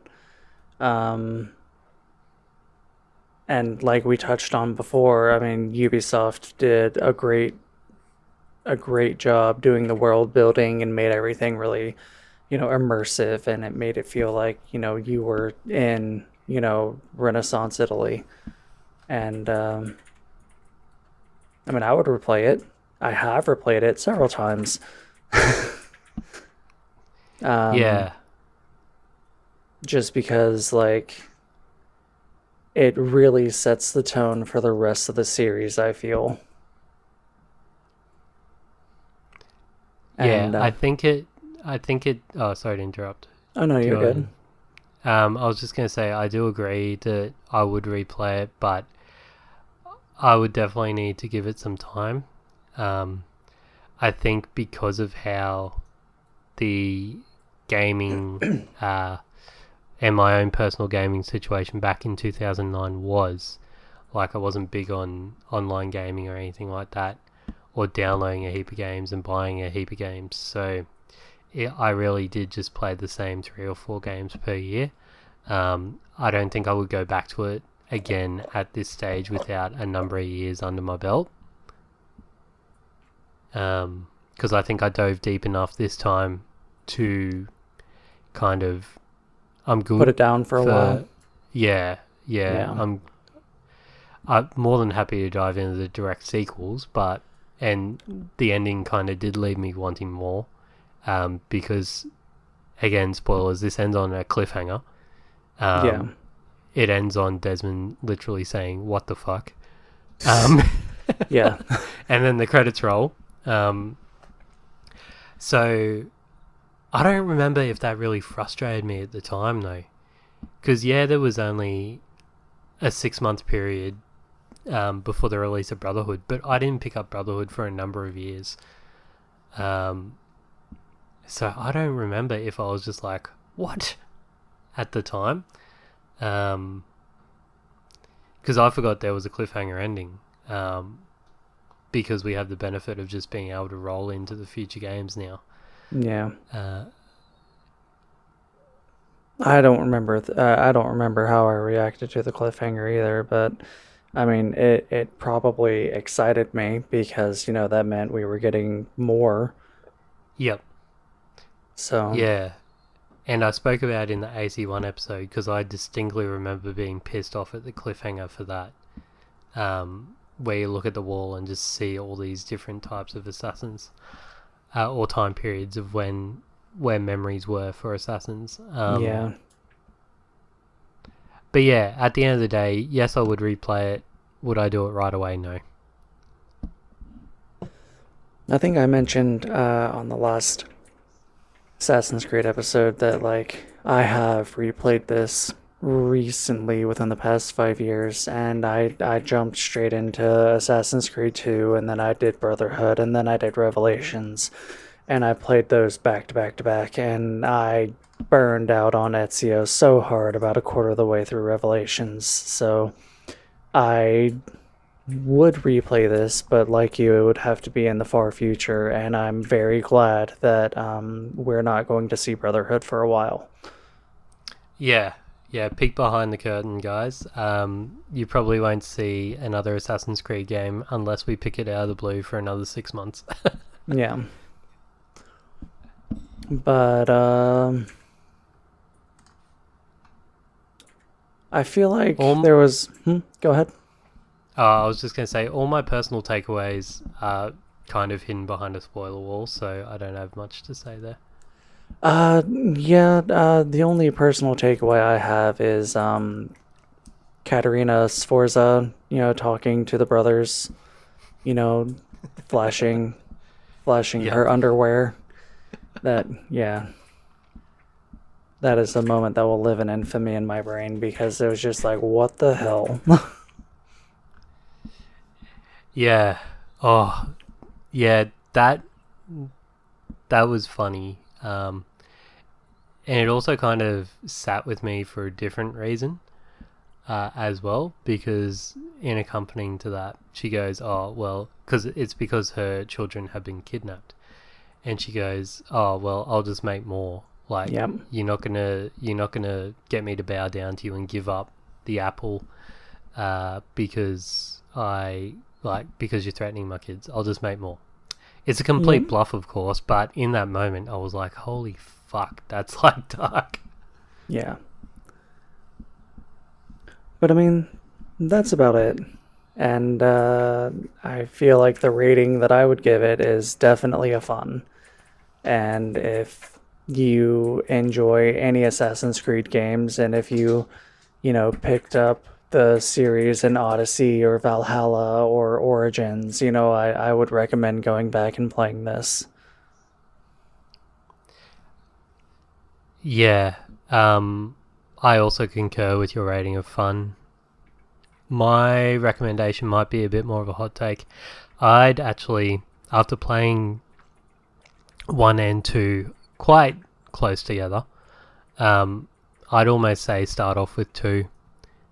There's Oh, yeah. not a lot that you're going to miss out on, by skipping 1 entirely. And I Yeah. may come to eat my words considering the relationship between 1 and Revelations, but at this time anyway, I'd say you can potentially just skip 1, watch a YouTube. Yeah, that would be the best option, is just watch a Let's Play of the original Assassin's Creed game and then just go up from there, because it really is far too repetitive. But shall we do some house cleaning? Yes, yeah. Thank you everyone for listening along to this episode again, with a special shout out to our patrons who went on over to patreon.com/Spectre approved, and for as little as $3.50 US, $5 Australian per month, you get early episodes, you get our pre-banter, and you also get a weighted vote in the games that we play. Yeah, and I lost my train of thought. Yeah, that Patreon is $3.50 US or $5.8 US, so it's relatively cheap. And I'm gonna jump that over to Discord where we all hang out. We got a really cool group of friends. So come say hi. You can join us at bit.ly/TSMP Discord, all caps. And speaking of Discord, we have a leader named Dalton Suter, aka Now the Nightmare. If you enjoyed the music that is at the beginning and ending of all of our episodes, you could go check out his stuff at nowthenightmare.bandcamp.com. Go buy his music, it's really good. You can also check out all of his music that he releases on YouTube at Dalton Suter on YouTube. So go give him a listen. He really is a fantastic musician, and he does not get the credit he deserves. As far as socials go, you can find me on Discord, Steam, Epic, EA, GOG, Final Fantasy XIV, on Gilgamesh, so come say hi. I am Fenris Wolfsbane everywhere. And you? And you can find me basically under using the show as my platform. Spectre approved on everything, X, Twitter, that's the same thing, but Blue Sky, Instagram, and also on Infinite Backlog, where we do a track of the games that I'm playing personally and games I'm playing for the show. And in saying that, I will have to chuck this up back when we were talking about personal takeaways, but we had some correspondence from the lovely people over at Infinite Backlog, so I do apologize. I will kind of do our thing, and you'll hear this in the personal takeaways, but here are the takeaways from those people, starting with JC Love, who says, the Ezio trilogy is very good, an excellent protagonist, and several cool NPCs as well. Their favourite is Brotherhood, but the second one is also definitely worth it. And the next one is from I Really Like It. And it just says simply, and understandably, Requiescat in Pace.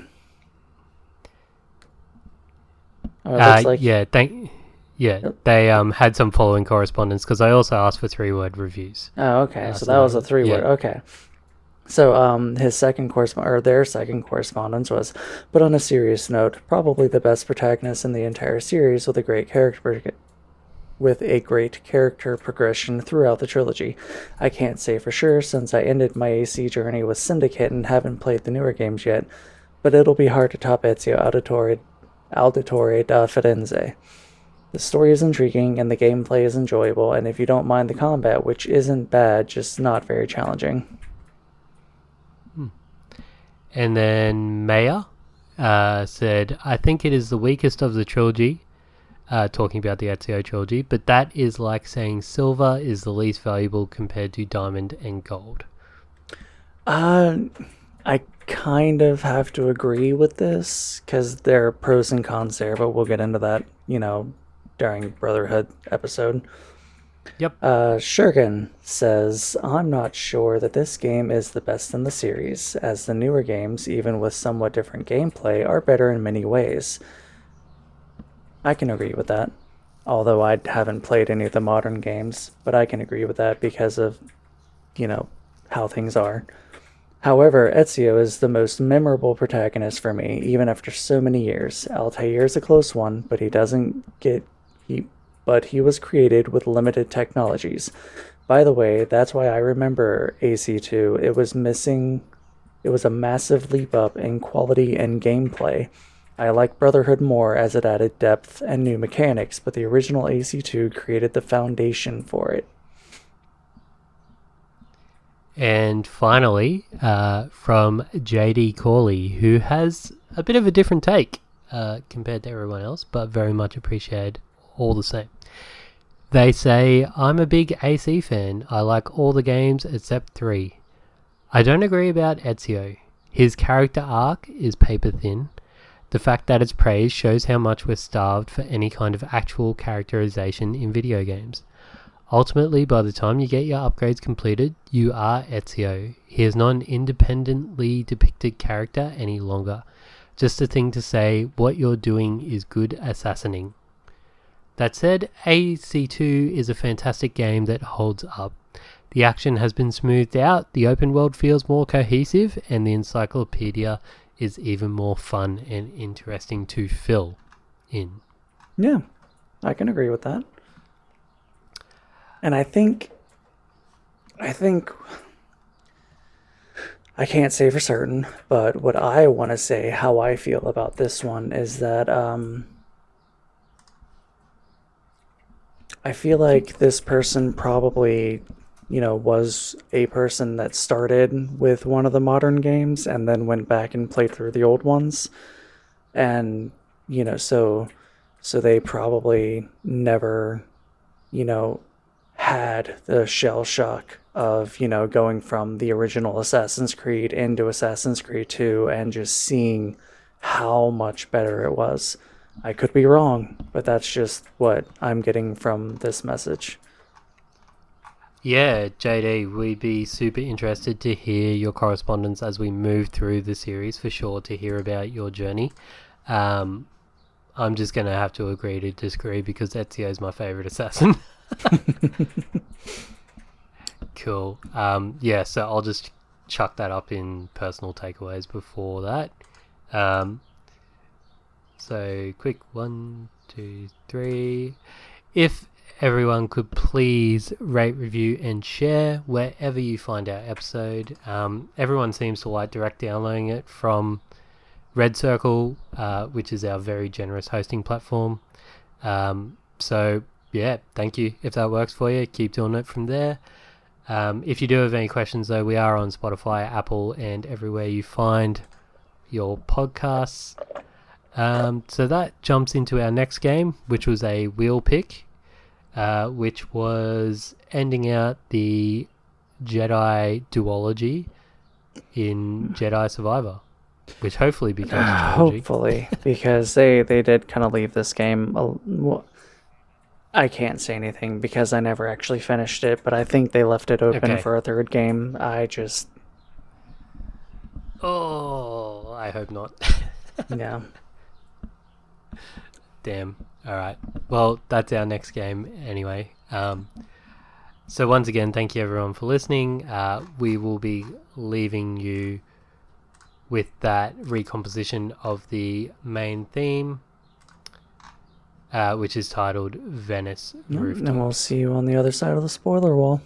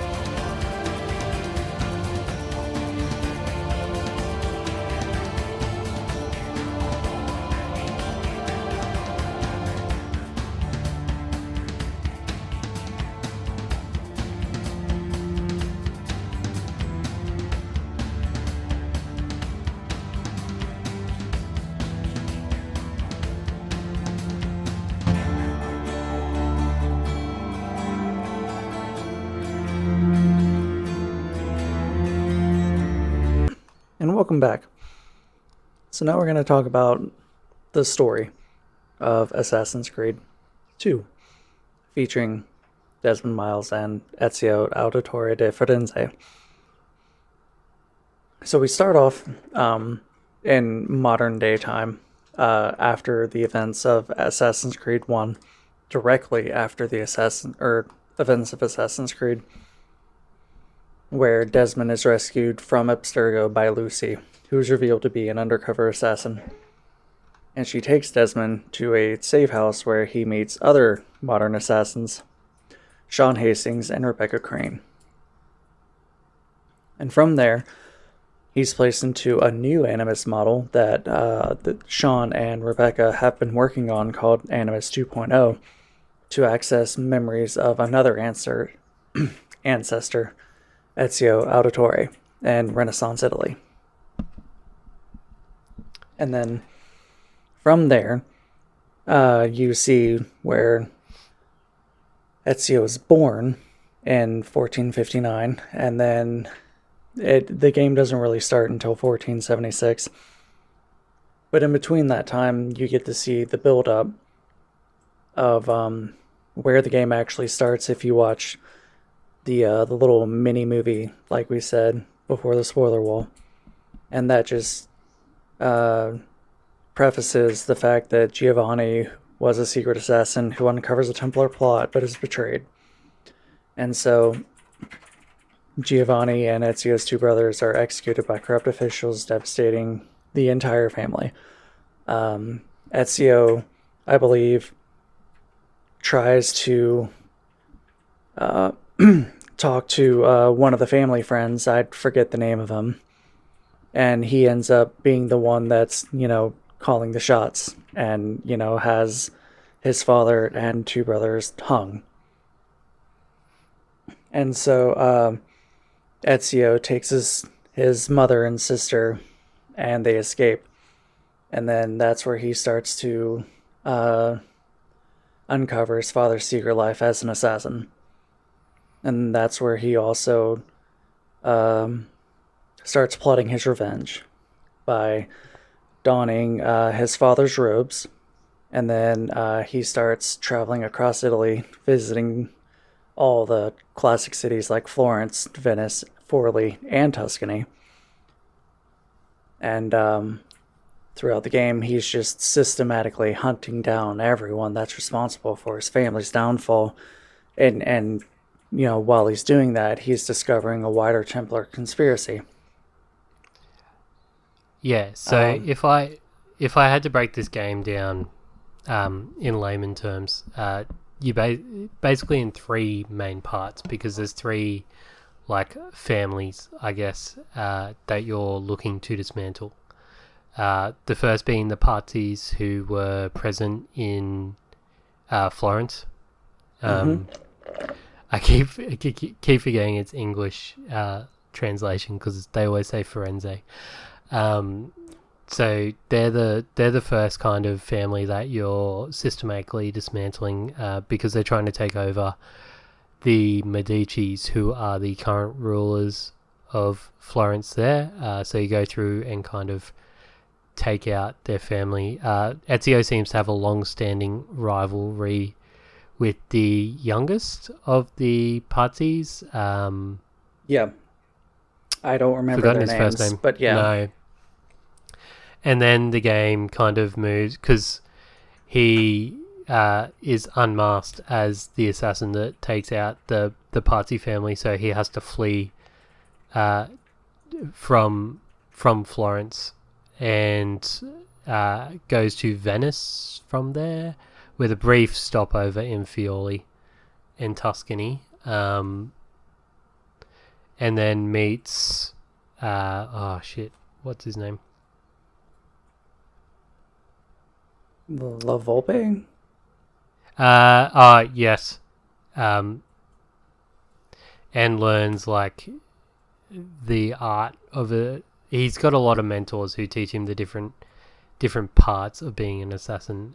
So he meets with a brothel owner who teaches him the art of stealth and the use of the women to kind of get past guards. He meets La Volpe, who teaches him... What does he learn from La Volpe? That wasn't the jump. I don't remember. I mean, La Volpe means fox. Yeah. So I would imagine it would have something to do with, a spy network or something, or learning the art of information gathering. Yeah. Sorry, I've just drawn a complete blank about the middle half of the story. Let's see.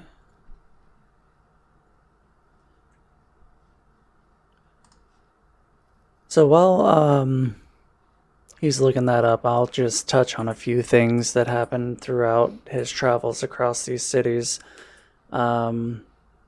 he meets historical figures like Leonardo da Vinci, who upgrades his gear and decodes these codex pages that you need to find for the end of the game, and Caterina Sforza and Lorenzo de Medici and a lot of various others.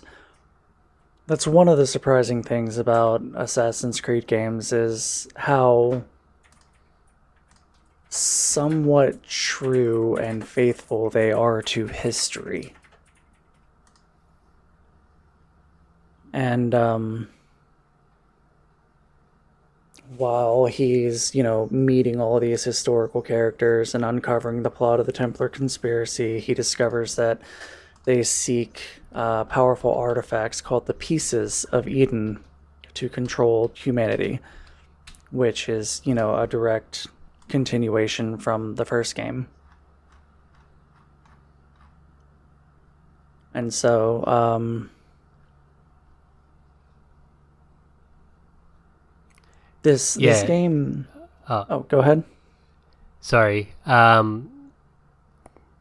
Yeah, I was going to say the second noble family that he kind of has to target is the Barbagios, who have control over the majority of Venice.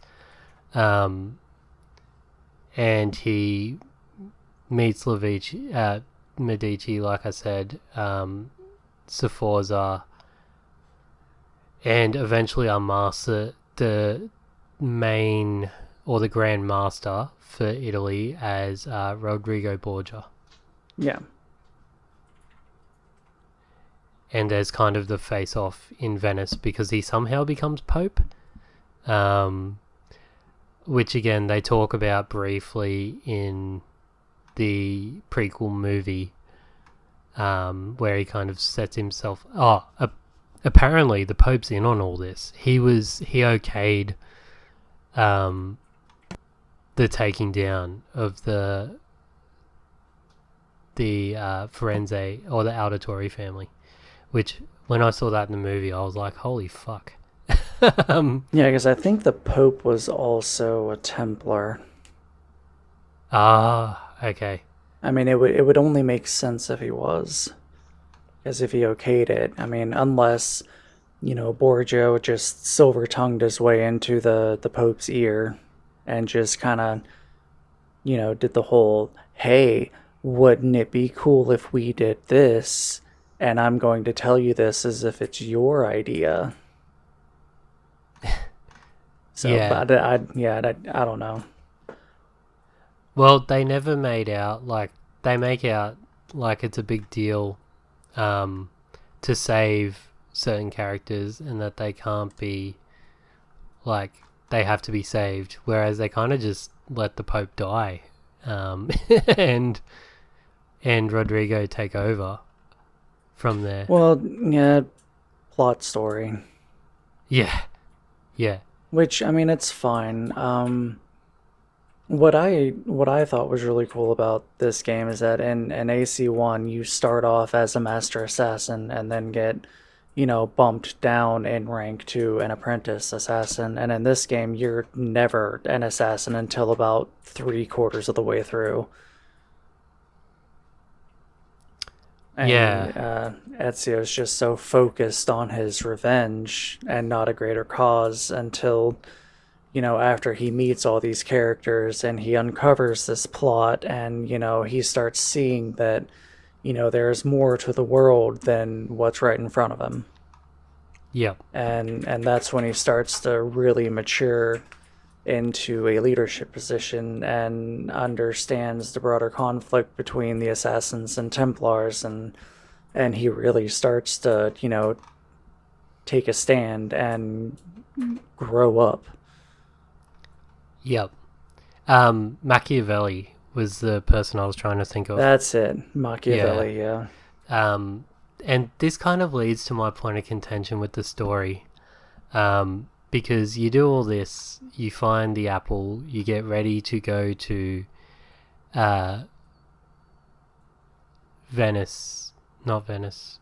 Rome, to take out Borgia, who has installed himself as the Pope. Yeah. And suddenly all your mentors come out and they're like, oh, we're assassins, we are the Brotherhood. will induct you as an assassin. And I was kind of like, isn't that what I've been for the last 13 chapters anyway? No, you've just been an angsty, relatively teenage boy who has, done nothing but see red. Yeah. So I kind of get it, but I was a bit like, oh, that seems a bit cobbled together at the last minute. yeah, and it probably has something to do with that time crunch thing that, caused them to release DLC outside of the game. Yep. Or release a major chunk of the game outside of the game as DLC. Yeah. Were there any standout missions prior to, like, the ending that you really enjoyed?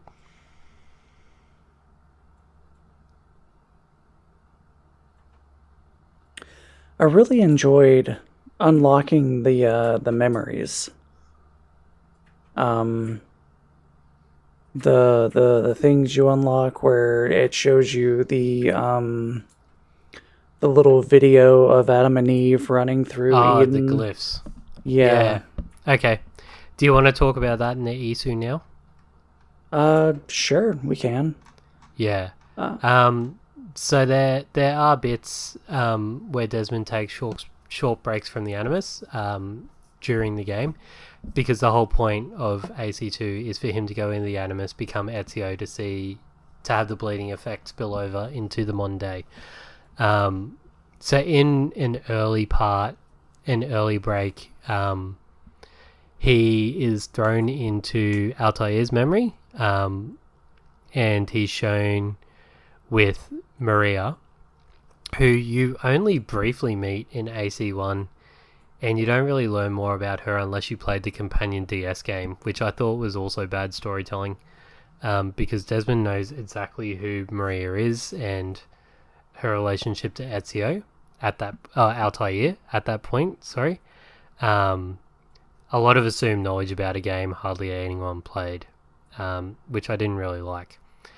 But from there, you see them. Oh, you don't see a sex scene, but you know. Let's see. Real quick. Let me cut in real quick. I always took that scene as part of the bleeding effect, because Desmond knew who Maria was because he had already been Altair. So, like, I feel like at some point during Altair's travels, while Desmond was journeying as him and Maria, met up, so that it made sense to me without having to know about the DS companion game. Okay. Fair enough.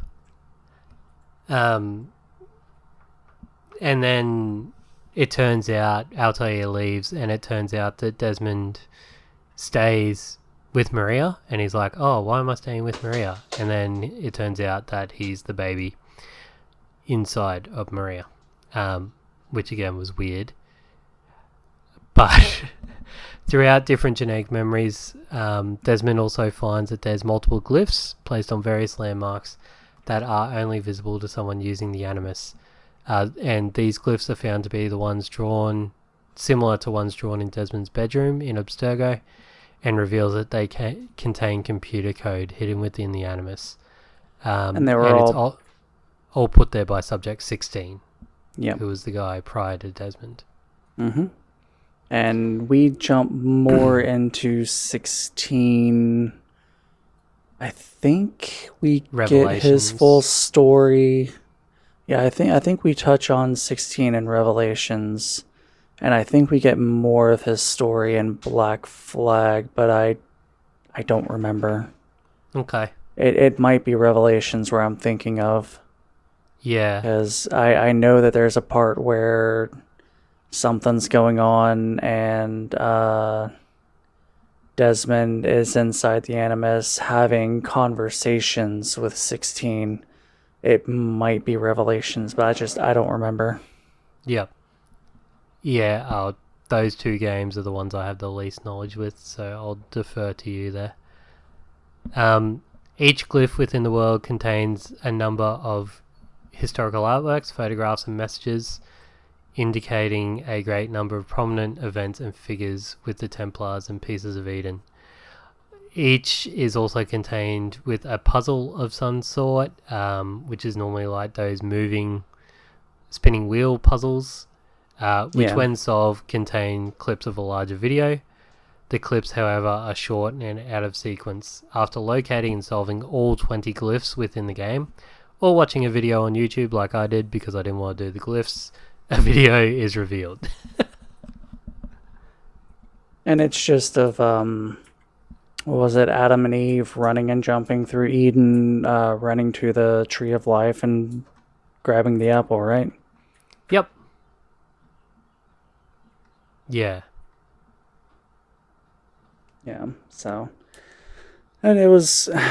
The weird thing about it was that it was very futuristic. Like, Adam and Eve were in these, like...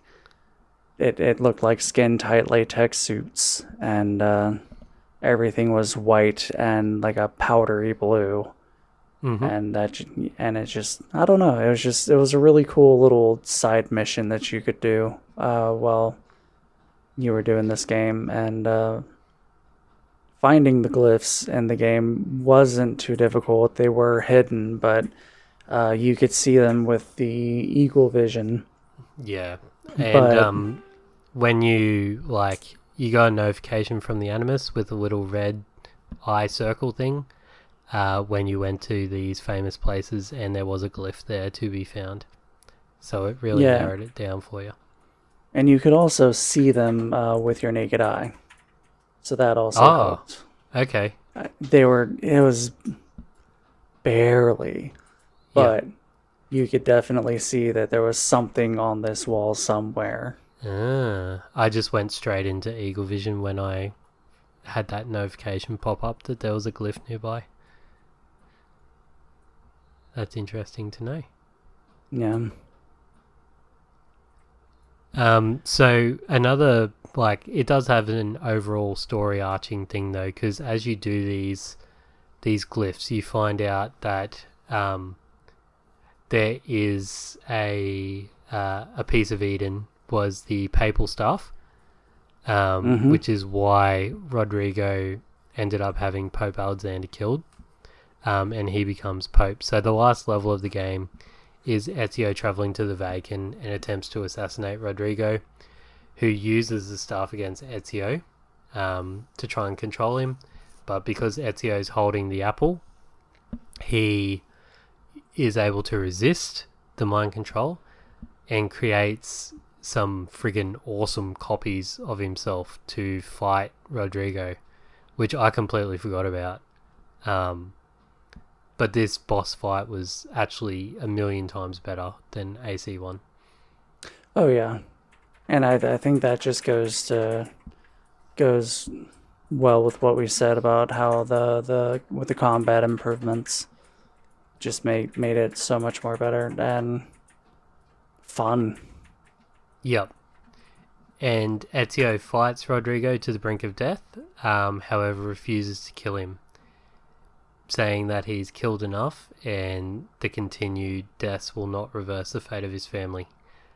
Which is weird considering the next two games and how many people he kills, but they might not have been planning for a sequel at this point. Well, I think the reason they did that was because, at that point, he had made it to the top of the conspiracy. He had killed everyone who had anything to do with his family's murders. Yeah. And the Pope, the new current Pope Borgia, was the last one. And he just kind of, I took it as he left him alive to kind of, let him sit with what he had done. And, hey, I've gotten this close before. I can do it again. Yeah. Ezio then enters the vault, hidden at the bottom of the Vatican. But inside he finds an empty room and a holographic figure named Minerva. She claims that she brought Ezio to her so that over 500 years later, Desmond and his allies would hear her words through the Animus. Yep. Minerva explains that she and her race were part of an advanced society that lived on Earth before an event wiped out most of the life on the planet thousands of years ago. Before the disaster that befell them, the members of her species created humans and used them as slaves. However, humanity rebelled their creators and initiated a long-spanning war, which is that clip of Adam and Eve that you see running away. Yeah. And then the event happened, and Minerva's race sealed themselves in tombs around the world, hoping to prevent the same disaster that had destroyed most of their kind from happening once again.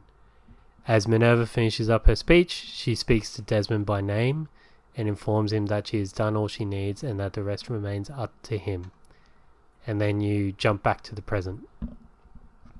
Well, and something I'd like to touch on is that while Minerva is speaking to Desmond, she is not only not looking at Ezio, but directly into the camera. Yep. So, yeah. And then, yeah, she's basically ignoring him because Ezio's like, "Who's Desmond?" And it's like, "Oh, okay, there's some real fourth wall timey-wimey stuff going on here." Yeah, and she even says, like, "I'm not talking to you, I'm talking to, like, your ancestor," or something like that. Like, just completely breaks the fourth and fifth wall. So Desmond gets booted out of the Animus then, and wakes up to find that Abstergo has located them and is attacking them. So Desmond's given a hidden blade by Lucy, and the two of you run downstairs and fight through to Vidic, and try and kill him, but he gets away. yeah. I don't like fighting as Desmond. I mean, it was kind of the same. I mean, the combat was the same as, Ezio. It's just the graphics I felt looked a little better. I don't know how, I don't know why, and that's something I always noticed even when I first played the game, was that, like, as Desmond and in the modern day time of the game, like, the graphics did look a little bit more crisp and clean. But yeah. So the group runs away somewhere. You don't get told where at this time, just that they'll be safe for some time. Desmond tells Lucy about what Minerva told him in the Animus, or they review the tape. And they start talking about something about the Earth's geomatic reversal, which is why part of the reason why Lucy went to Abstergo in the first place. And we start really getting into eco-terrorism, Final Fantasy VII-like territory. Yeah. And this really is a setup for the next 3 games.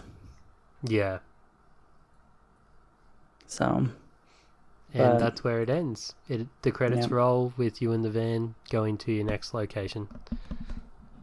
Spoiler warning. The next 2 games, their hideout takes place in Monteregione. Okay, cool. I'd forgotten whether that was 3 or not.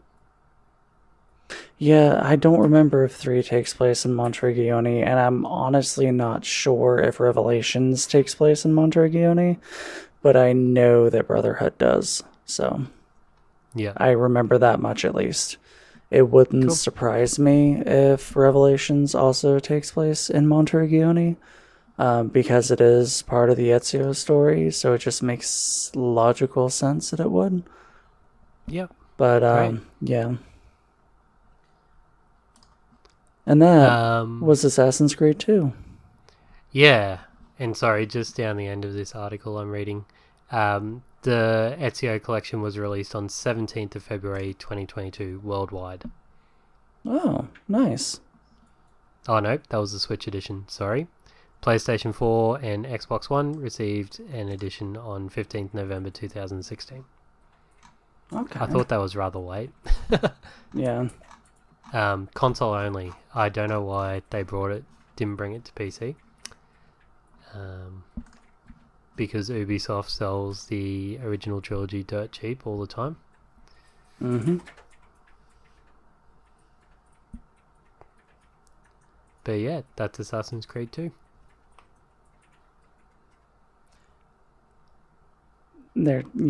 So it's fun. And there's really not much more. I feel like we touched on a little bit of everything. There's not much more to say. So, Yeah. No, that's a breakdown of the story. Again, just the DLC gets me. Just release it as part of the game. no. Well, no, you don't have to worry about that because it is released with the game. But So yeah, in the next 2 weeks, we'll see you guys, or rather, we'll talk at you guys about Jedi Survivor. That's a fun game. So far. So far, yeah. And until then. Yeah, thank you everyone once again for listening. Again, our show stuff is all at the top. Sorry, I'm really tired. And I think we both are, even though we're in completely different time zones. All our show stuff is at the head of the episode there. Before the spoiler wall, please go and check us out. Leave a rating, review, and a share. Very much appreciated. As well as our lovely patrons who keep the lights on. I am Adam Forrester. And I'm Fenris. And happy gaming. Happy gaming, and see you in a couple weeks.